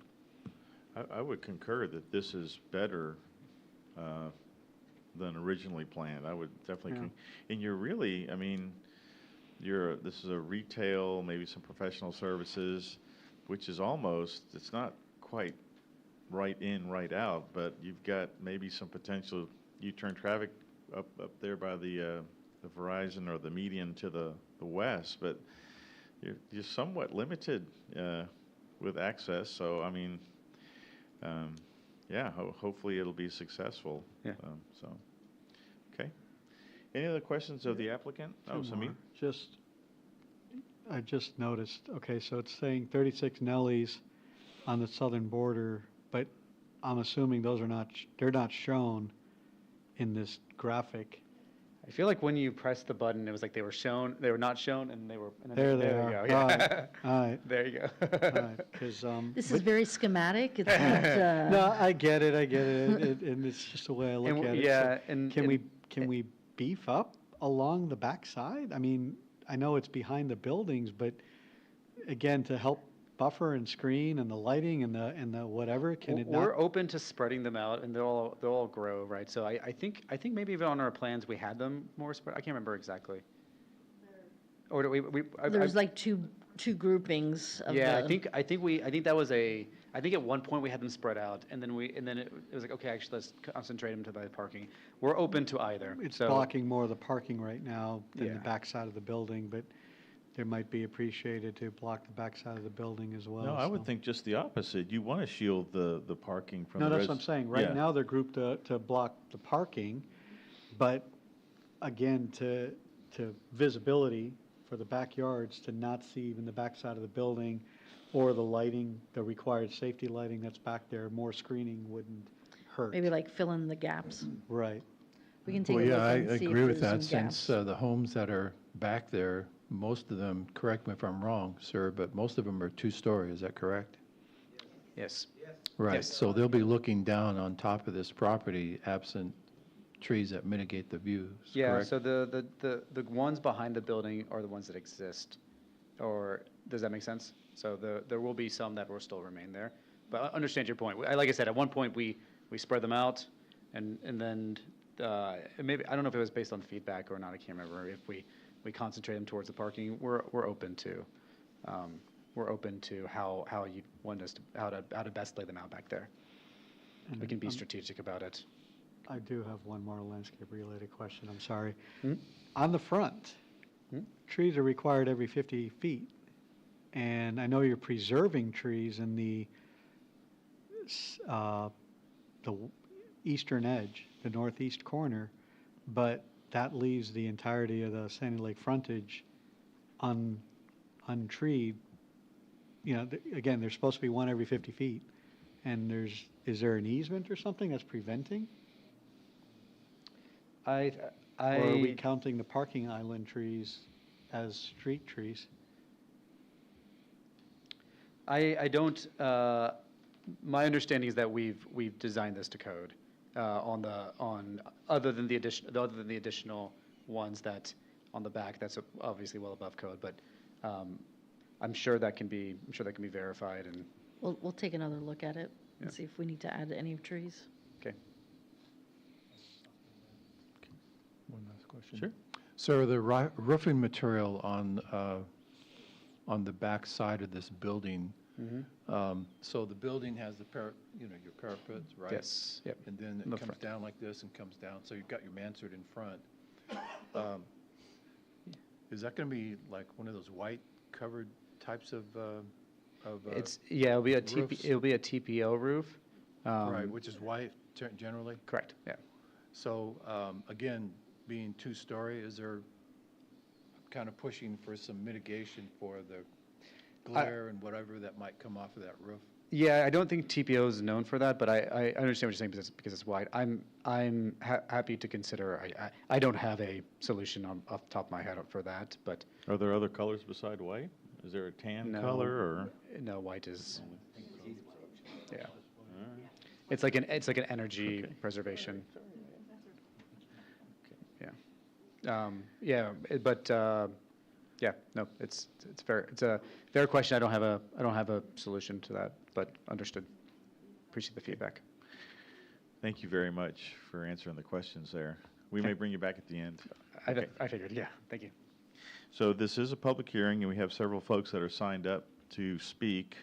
I'll call in order, or we'll go with Vishy Subramanian, followed by Shanti Subramanian, hopefully I pronounced that correctly, then followed by Uma Alagapan. Yeah, hi, thank you. Thank you folks for listening to us. Your name and address for the My record. name is Vishy Subramaniam. I'm sorry. My name is Vishy Subramaniam. I live at 126 Wild Plum. Our property is exactly behind the building that is being proposed currently. So if you look at it, this place has a lot of, it's very wooded currently. And when we bought this house, we bought it in 2015, 2016 timeframe. We were told by our realtor, which I'm hearing that it was not true.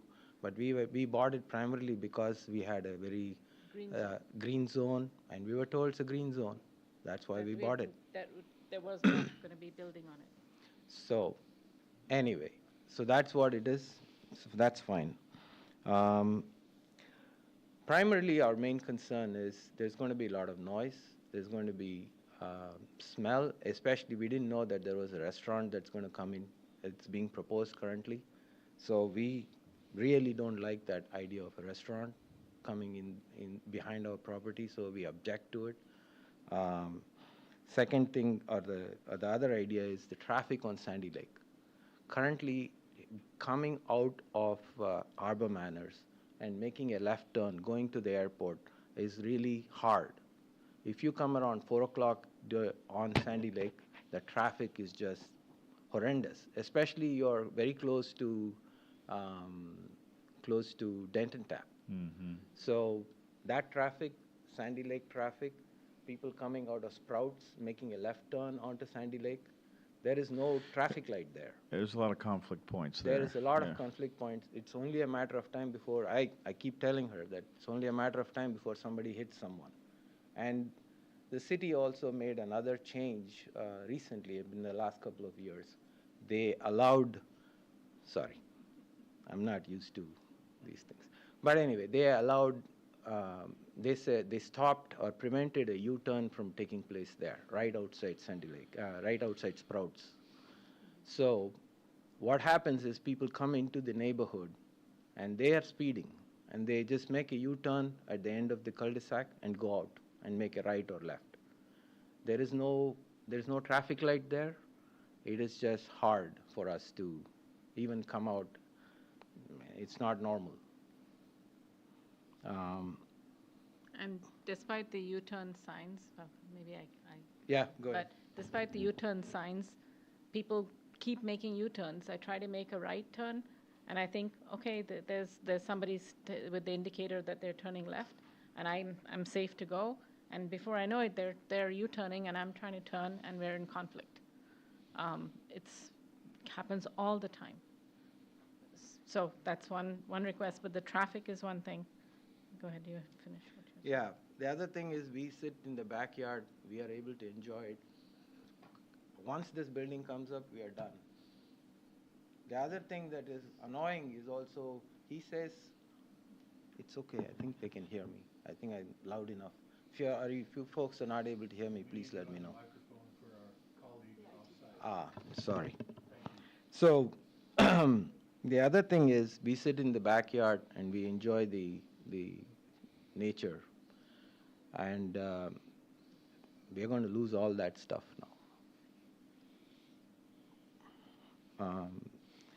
I do not know the legal thing, but based on my research, is it spot zoning?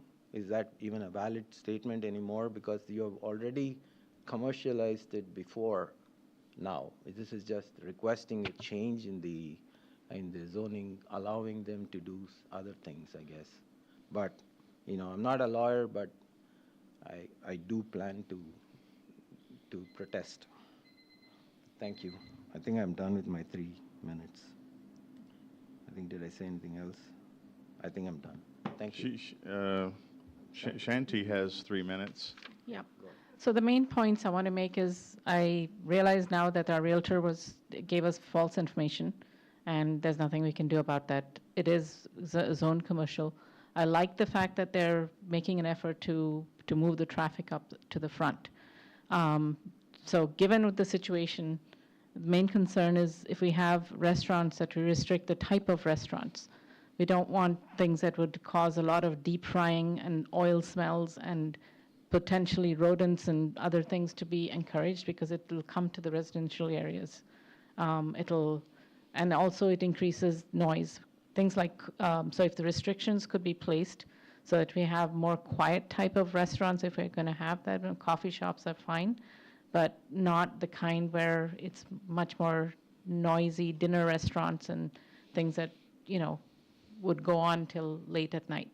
And that is not consistent with residential life. The other thing is that the wall is, we're asking that if it can be increased in height to give more privacy, more protection from the noise, and lighting. Because even as it is right now, we go upstairs, the Sprouts lighting, the night lighting, comes straight up into our home at the back. So those are the requests that I can make given the situation that we have. Yeah, and one of the things that I would like to point out is how can they say that there is not going to be people coming to the back?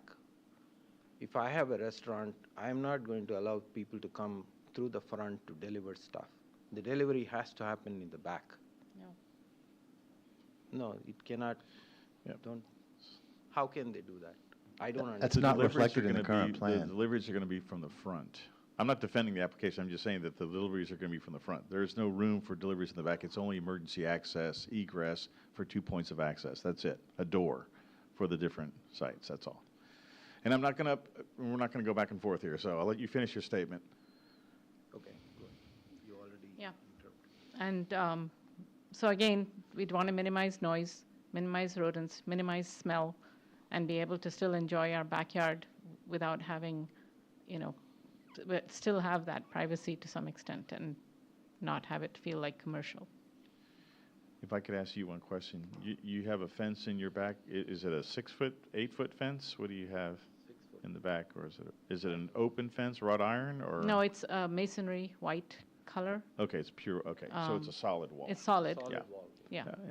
But again, just if that could be increased in height mainly for the light at night, that's the concern, because some of the parking, I don't know if there's emergency lighting, whatever there is at the back, but if that comes into the yard, it'll impact us. Thank you very much. Thank you. Thank Could you I all. ask one question real Yes, quick? Mary, could you bring up the 2 plans?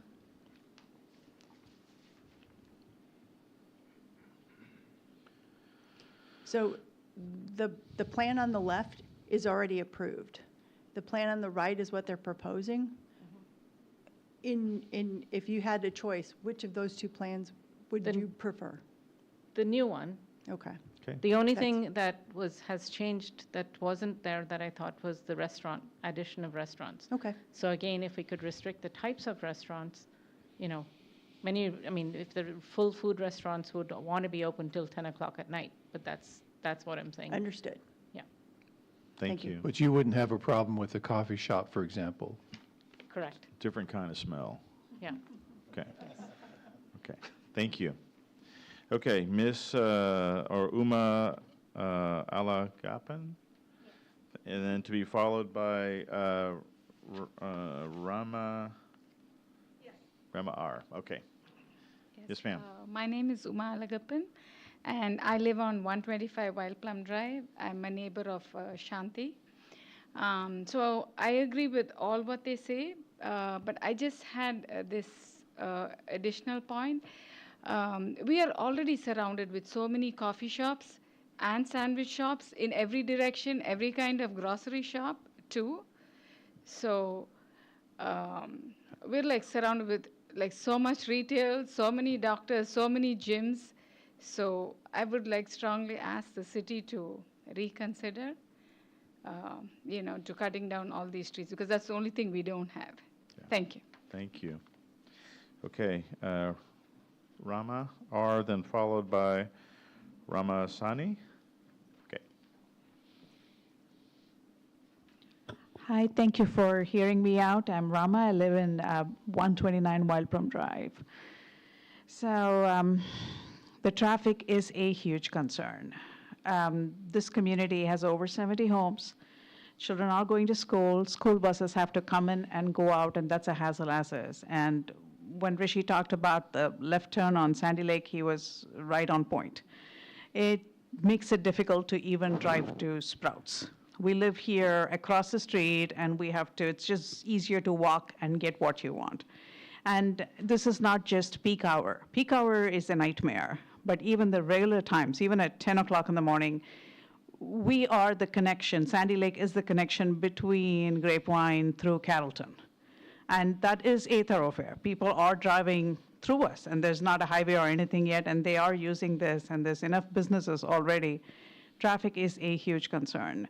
And people are using us as a shortcut. They do enter through the Sandy Lake entrance and exit out of our Denton Tap entrance. So this is already a thoroughfare for other traffic, and now this will just probably make our matters worse. So city would have to do something to protect the kids who are walking to school, to Wilson or high school, and the buses, the school buses, and the general population to safely exit and enter the community. Not just, this, it's also Trader Joe on the other side. So we kind of need something better on both streets, and that is my point, and thank you all. So just to make sure I understand, Mhm. there's traffic, observed traffic coming in Arbor Manors off of Sandy Lake, traversing through the neighborhood, and then out exiting Braywood at Denton Tap. That is correct. And you've observed this? Yes. These And are they're not residents people. of the These are people who are evading that light, and they don't have to wait in line forever. So we are conveniently a way out where you don't have to waste 2-3 minutes or more, where you have to wait for turns to just hit the light. And we are already a thoroughfare, for all those peak hours. And that's why it takes a while even for the buses to come in and leave the community, so. Gotcha. Okay. Thank you. All right, anything else? I don't know. Got a question for her? Anyone? Thanks again. Thank you very much. Ramasani?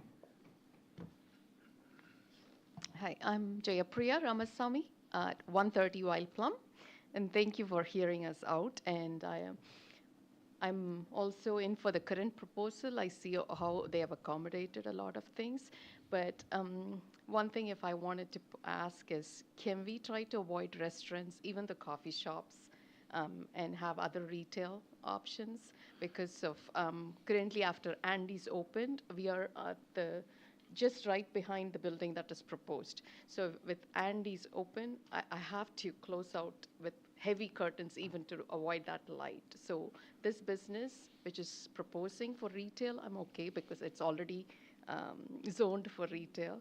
So there's no argument about that. But can we avoid restaurants which will be opening even at 10 o'clock or in the weekends? That's the time we have. Coffee shops are going to open early in the morning, though I like the coffee smell, but Only so much, right? I don't want to do that. And I wanted to add May to... I ask a clarifying question, please? So there are ample trees separating you from Andy's, correct? So Trees are are you there. referring to the light on the second floor? Yes. Intrusion of the light on your Light, second floor? Second floor. And in between, like if it is the fall season, when the trees are not the full, at that time also we get even at the ground floor too. Thank you. And I wanted to add what Commissioner Patel was saying about this entrance that is was proposed in the new plan also. Just like our neighbors were talking about how that U-turn is avoided and people trying to come and trying to turn back to Sandy Lake, that is going to cause a lot of commotion there too, because it's immediately they try to go to the leftmost lane to take the U-turn. So do please consider that part, which will cause accidents there definitely. And one of our neighborhood person met into an accident for that U-turn. So. So question to staff, is the eastbound U-turn legal at that left turn?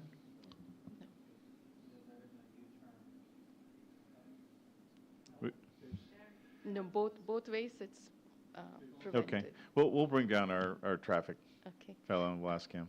Okay, and then about the trees that, because we are just going to be back behind the building based on our location, can we ask for a higher thing, which like what they did on the other side where it's McDonald's and where they built the high fence so that it'll try to give us some privacy in addition to the trees. So for that, especially those 4 houses, I think those will be the main thing which is backing the building. So if you can help elevate and add an extra fencing there to help us with some privacy, that's something that I wanted to ask for.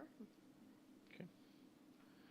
But please do consider that entrance. That is definitely going to call in for this one if they can move. But he told about a fire thing or something, but if definitely think about that, especially when our kids are driving there. I And do the high have- schoolers, they walk and they come into our community and the next community, though So they have we to have, go- we have kids shortcutting through the neighborhood too, walking through the neighborhood too? Yeah, they walk near the Andes and the next signal, they come around, and that's how they enter into our community and to the next community. That's how Gotcha. our high Yeah. schoolers, they go on walking. only, Okay. So, Okay. something. I- So I those do are have the I things. have a follow-up question for you. Sure. You mean with the conflict as on the image to the right, there's the driveway. That's a little modified, but it's eliminating the driveway off of Arbor Manor Drive. Yeah, I It would, to reduce the number of conflict points, it would be better to go off of Arbor Manor Drive. What would you say to that? No, I have already Okay, so- visitors who are coming Okay, always for all the right, just want to U-turn understand. lanes. Okay, thank you, thank you. Yeah. Okay. They just drive on that Wild Plum Drive alone. As soon as they enter from Sandy Lake, they don't realize that they are inside a community, especially in our road. Yeah. They just speed So, like anything. so the new design separates that traffic, so it's actually better. Yeah, Yeah. it's better, but think of all the cars that is trying to go Yeah. to the left lane. Yeah. That's all I'm trying Gotcha. to point out. Thank you. Okay, thank you. And you must be? Ram. Ram, Yeah. okay, thank Yeah, you. we're a couple. So yeah, thanks for your time listening to us. I'm just going to piggyback whatever they talked about. But definitely, it's going to be a, I know this is going to be a property already kind of approved for business, but definitely I would like to oppose for any restaurants. Say that again? Restaurants. Oh, yeah, the left turns. Restaurants, yes. Yeah, so definitely, it's going to be a problem, and especially when they have a back, side, even though they have a small door, but I'm sure they have a dumpsters in the, west side. I know I have seen some other restaurants that they keep the garbage can outside. So I Right. don't know how we can, prevent that. So definitely instead of keeping the garbage outside, sometimes they keep the, garbage, back of the building near to the door. So. yeah. Okay. It sounds like it's in a better situation. We'll ask the applicant, but it sounds like it's in a better situation that it's moved further away from the residential and enclosed rather than closer to the residential, but we could ask them. Okay. Yeah. Yeah, yeah, so if they have any, the restaurants are definitely going to be noisy and, it's going to impact the privacy, and also we have seen, some flies and bugs, so that's going to cause a problem, and the other thing is the property value is going to go down. Definitely we know, because we had a greenery now, so definitely it's going to, impact it, and the property value is going to go down. So, and the other thing is I want to have a concern, raise a concern about a fence. Definitely we need to have some kind of solution so that, we can we have some privacy. So the 6 feet is not going to be enough, because definitely it's going to be a lot of traffic. Okay. Thank you. Thank you very much. Sure. I don't have any other names signed up, but is there anybody else who'd like to speak?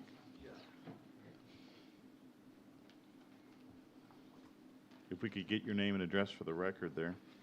Yeah, my name is Atin Kulkarni. I live in 122 Wild Plum Drive, the property that is right behind this proposed building. First, I want to thank you for allowing me to speak. I came a little bit later. I didn't get to sign up for the speaking here. So I think my neighbors have spoken about a few points. So I won't belabor those. What I would like to talk about, though, is slightly different, and to connect this with our city's proposed master plan. I know that the property is this is zoned for commercial use, but having the right to build doesn't necessarily mean that they can build the way that it is planned, because we'd like to see it being connected with the soul of the city's master plan. See, I think you all know this. Coppell, our city, is more than 90% built out. So our standards for building now must be higher than what they used to be 20 years ago. We are no longer a growing suburbs, we are a mature community, and the burden should be on the developers to prove that the project enhances rather than just builds another generic commercial building.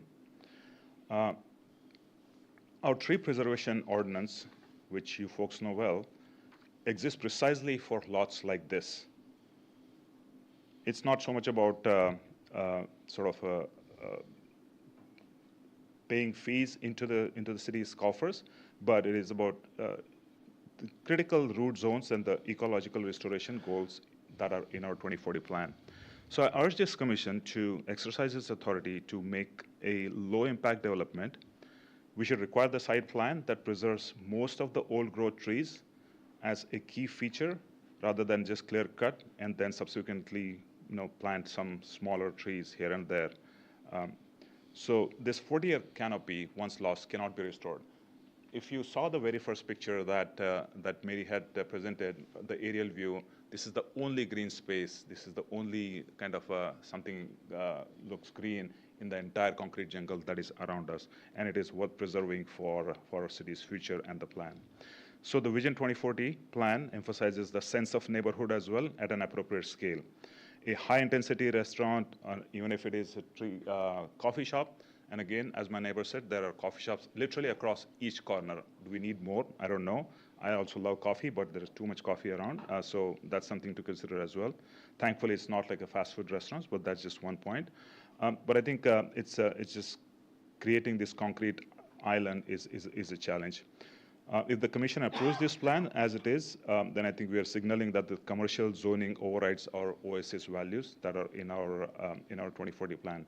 So I asked this to send this plan back to the drawing board, require a smaller footprint of a building, more permeable surface, and a design that treats these trees as historic assets rather than obstacles to construction. So in closing, the storedness over convenience, we have plenty of vacant retail space. I think, Mr. Chair, in the just hearing from the previous proceedings, you have had the opportunity to see around. And there is plenty of other retail spaces that are available that could be used for this purpose. And with this, I urge you to deny this approval until a conservation-focused plan is presented to you. Thank you. Thank you very much. Is there anybody else who'd like to speak on the application, pro or against? Okay. Seeing none, I'll close the public hearing. I would like our traffic engineer, Mr. Baker. Maybe we have some traffic questions.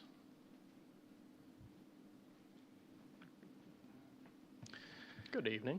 Hey, Cole, thank you for coming down. So there's some raised concerns regarding exiting traffic on the eastern edge of the site, probably trying to traverse the lanes into the left turn for a U-turn. Just based on hearing the comments this evening and the concerns, do you have any concerns that need to be evaluated with the proposed application? So their proposed driveway locations meeting the ordinance requirement for the driveway spacing. If they wanted to look at moving it further to the west, that You're okay with that? as long as we could talk with the fire department and see if they're okay. I know they have specific access requirements. What about some measures to eliminate accessing that left turn lane? A small raised median or something to eliminate the ability to make that maneuver? Some things that need to be evaluated. That we could evaluate that and see if that would be warranted here, but would you? That's not something we have done much. True. Are there any, with regards to current traffic right now at that intersection, are there any concerns? I'm not aware of current concerns there. We periodically look at different intersections throughout the city to see if any improvements or anything would be warranted. I'm not aware of anything looking at this intersection currently. Okay. So as part of the site review, we didn't get a chance to look at the site to see what operations are, to see if they're, I know for a fact, and they're exactly right, during the peak hour, there's heavy westbound traffic, no question. There's traffic coming out of the commercial, and so there's conflict. And so, we're adding to it, but the site didn't meet the triggers for an evaluation. Correct. Okay. But I could kind of see something, we might need to take a look at that intersection. I don't know what the solution might be. We can look at it with our team and see what could be warranted. It sounded like there's already no U-turn if you're headed westbound. I think if you made no U-turn eastbound also, at that same friction point, people wouldn't be as eager to get out there and make a U-turn. They would go to the other driveway. Just a thought. Yeah. I can see all kinds of maneuvers with that, though. Yeah. So, okay. Any questions of our traffic engineer by the commission? Yes. Okay. Ken? So would a stoplight there be appropriate in your mind's eye, given all of the input that we received There would concerning the need to be a traffic? warrant analysis. There's specific procedures for that that would have to be done. So that hasn't been done up to this point. But in your opinion, the amount of traffic that's there would not most likely require a stoplight? Is that what you're thinking? No, it would have to be studied to determine that, and it hasn't currently been studied. Yeah. If there, and I agree that this site may not generate enough trips to trigger a traffic evaluation, especially since the site's basically already been entitled for our previous zoning in 2007. But if there were a signal required, who would pay for that? Would this site bear a portion of that? Probably not. Okay. All right. Maybe to let Cole off the hook a little bit, but that is such a major intersection. Right. You can make an argument for multiple lights on Denton Tap, at Trader Joe's, on Tom Thumb's side of Denton Tap, you know, so I think that's a much bigger study. It's a bigger question. Yeah. And I'm sorry to put you on the spot, No, that- Paul. Yeah, you got to learn sometime. You know, so it's a learning experience for you tonight. So, but yeah, it's a bigger question, and to me it seems like it would result in. That's why I was asking the applicant. You know, they're basically right in, right out, and so they're taking risk with the site there. But I'm not in favor of more signals because signals are not cheap. They're 400,000 plus, and tying all those together just makes it even more expensive. And so, but at the same time, there are some conflict points that I think we might need to be looking at on this one. So, okay, thank you, Cole. Yep. Okay, so the public hearing is closed. Discussion, but before we get to the discussion, I had some questions for staff, if I can try to remember those. Is the footprint the same, Mary, size-wise, the previous 2 square foot versus this current single? Is it smaller now than it was before? I don't think there was a size proposed that I was able to Just visually, if you discern. could put that map up, just visually, Yeah. it looks like it's generally smaller. Yeah, maybe it's even. Okay. And then, it might be a wash. Maybe it's a wash, but it's still entitled. Number 2, the tree ordinance, tree mitigation. I know it's not within our purview, but keep that in mind. So, and then I asked about the traffic. Oh, yes, restaurant. What about scrubbers for restaurant uses? Is that a requirement, or is that? No. I know we've made put some in off of 121. We analyzed it, but we never did. Ah, okay. If the applicant could come up, please.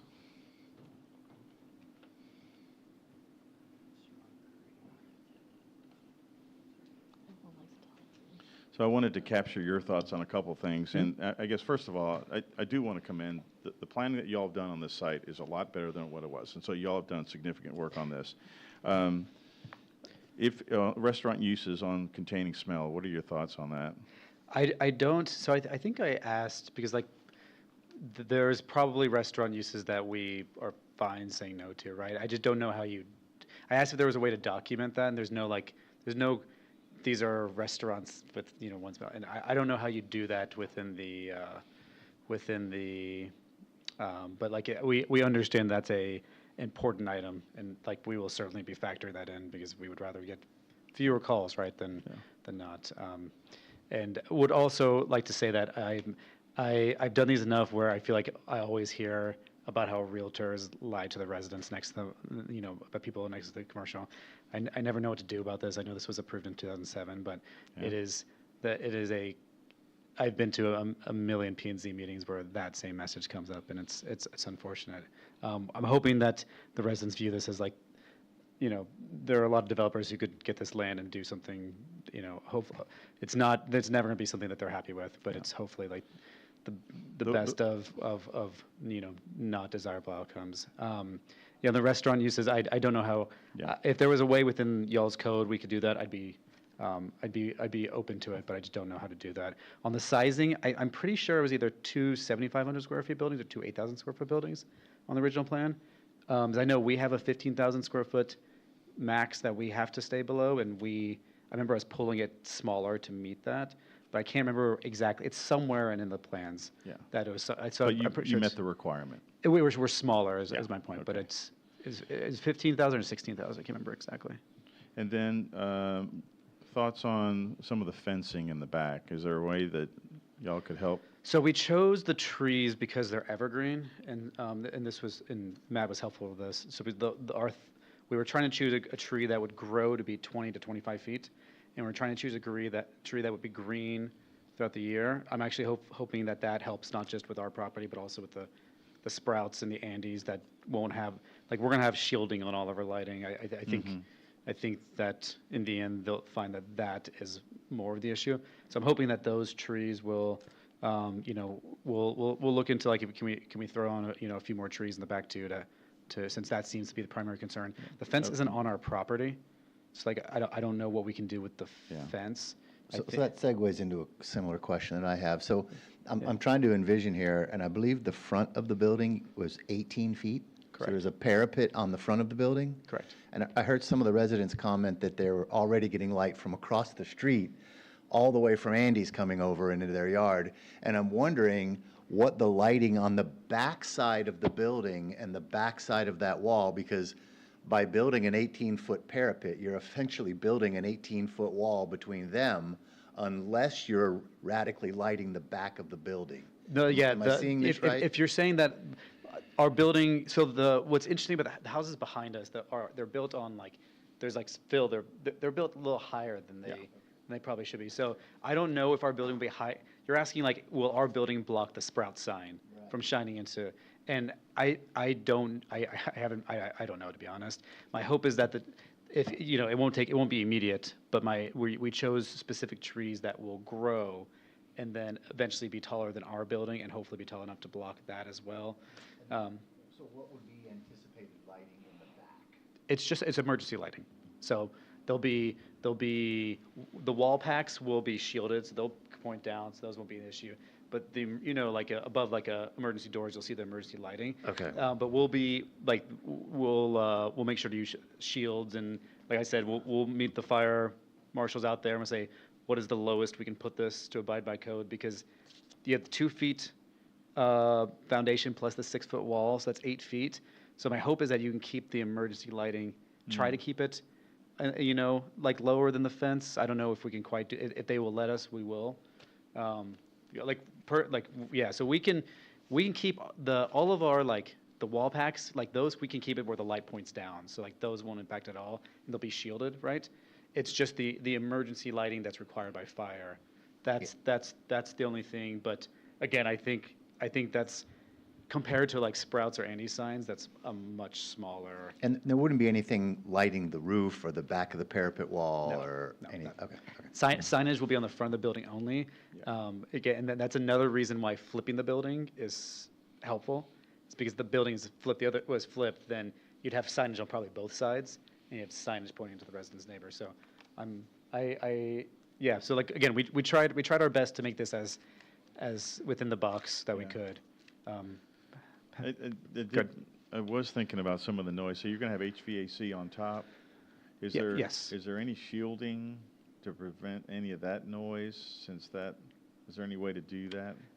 So the tenants typically handle that, and so I don't know if that's something when the tenants come in, if that's something that can be required of them. I don't know, because we don't put in the HVAC because we don't know the size of the tenants, you don't really know where to put them. But the tenants will install their own HVAC. Okay. I mean, I would like for you all to try to do some things with that, try to shield Okay. for noise. I know lighting from the other one, that's not your deal, but if there's, you're already doing the full cutoffs, any ways to kind of help? Yeah. If there's any additional ways to help, that's. Yeah, that goes- hopefully you've seen our plan and see that we're already trying to do that. Yeah. Okay. Any other thoughts or comments to the applicant? So based on a couple questions, I think what will be very helpful is a scaled cross-section. So we can see your description of the houses are a little bit higher, the wall that exists is on a 2-foot wall. If we had a cross-section that goes from Sandy Lake on back, that would, I think, help to visualize a lot better. I think I can follow what you're describing, but visually it's hard to see. Are those houses elevated? Are they lower? How's the wall? And I know you can't worry about across the street, but then how do the trees, and any kind of beef up of the buffering in the back, visually screening I think will be appreciated, but a cross-section will really help to communicate that better, so it's better understood. Understood. It's good advice. I would just make the comment, it seems like you have a fairly good representation of the neighborhood here. I mean, I'm sure they have a homeowners association that meets periodically. It might be productive for both sides to make that connection somewhere. Yeah, and we've spoken to their board. That was the association. We reached out to very early on that. We met with them once. Yeah. Okay. Thank you very much. Thank you. So I would like to add just a few comments just regarding this. And all the items that y'all have brought up, that's all part of the process. But the one thing we have to remember, this site was basically already approved for commercial back in '07. So they have entitlements that we got to be very careful that there's not a taking. And so, I ask for y'all to reflect a little bit. When Arbor Manor was approved for the residential dwelling units, there were a lot of trees that were taken out, a lot for those homes. And so to restrict the ability for the site that's already been approved to develop, because that's a taking, and so that would not be well received. So, and you guys have some great comments. I totally agree that I think there's going to be some conflict points. I would agree that through the development process here, if it gets past the P&Z, that if there's the ability to perhaps move that driveway further to the west a little bit, maybe to try to limit or eliminate further conflict through that median opening there, that could be an issue. And I do agree with Cole. I'm sorry that I put you on the spot there, Cole. That probably need to take a look at that to see if there's any ways to kind of improve safety if possible, but it hasn't been evaluated formally. Now, I was not aware of cut-through traffic, but if there's any ways for the HOA to undertake some measures to try to reduce some things, I'd be all for that, but sorry that that's really occurring. So that's the first time I'd ever heard of that one there. But then I've got to also reflect to the applicant that they've done a lot on this site to really try to make it better, and I feel like they've done a lot of things to actually make it better than what was initially approved. So those are just my thoughts. Any other thoughts by the commission? Okay. Is there a motion by the commission?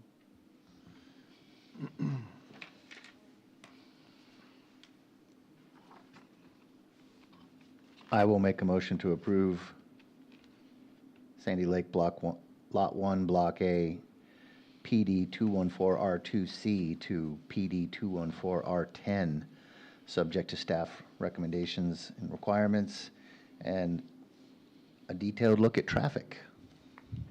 Okay. At the step. You also have the plat, if you would include that. Apologies, and the included replat. That was item 13 on the agenda there. Yeah, okay. So we have a motion by Commissioner Dobmeyer. Is there a second? I'll second it. We have a second by Commissioner Hafman. Cammie, would you call the roll, please? Please respond by saying aye or nay as I call your name. Commissioner Dobmeyer. Aye. Vice Chair Blankenship. Aye. Chairman Haas. Aye. Commissioner Hafman. Aye. Commissioner Patel, Aye. and Commissioner Bishop. Aye. All approved, none opposed, motion carries. Okay, so thank you to the applicant. Thank you to the residents who have provided input. This still has to go through council, so would encourage you to provide feedback through that final public hearing process step there. Okay, as we move on, item 14 on the agenda is update on city council items.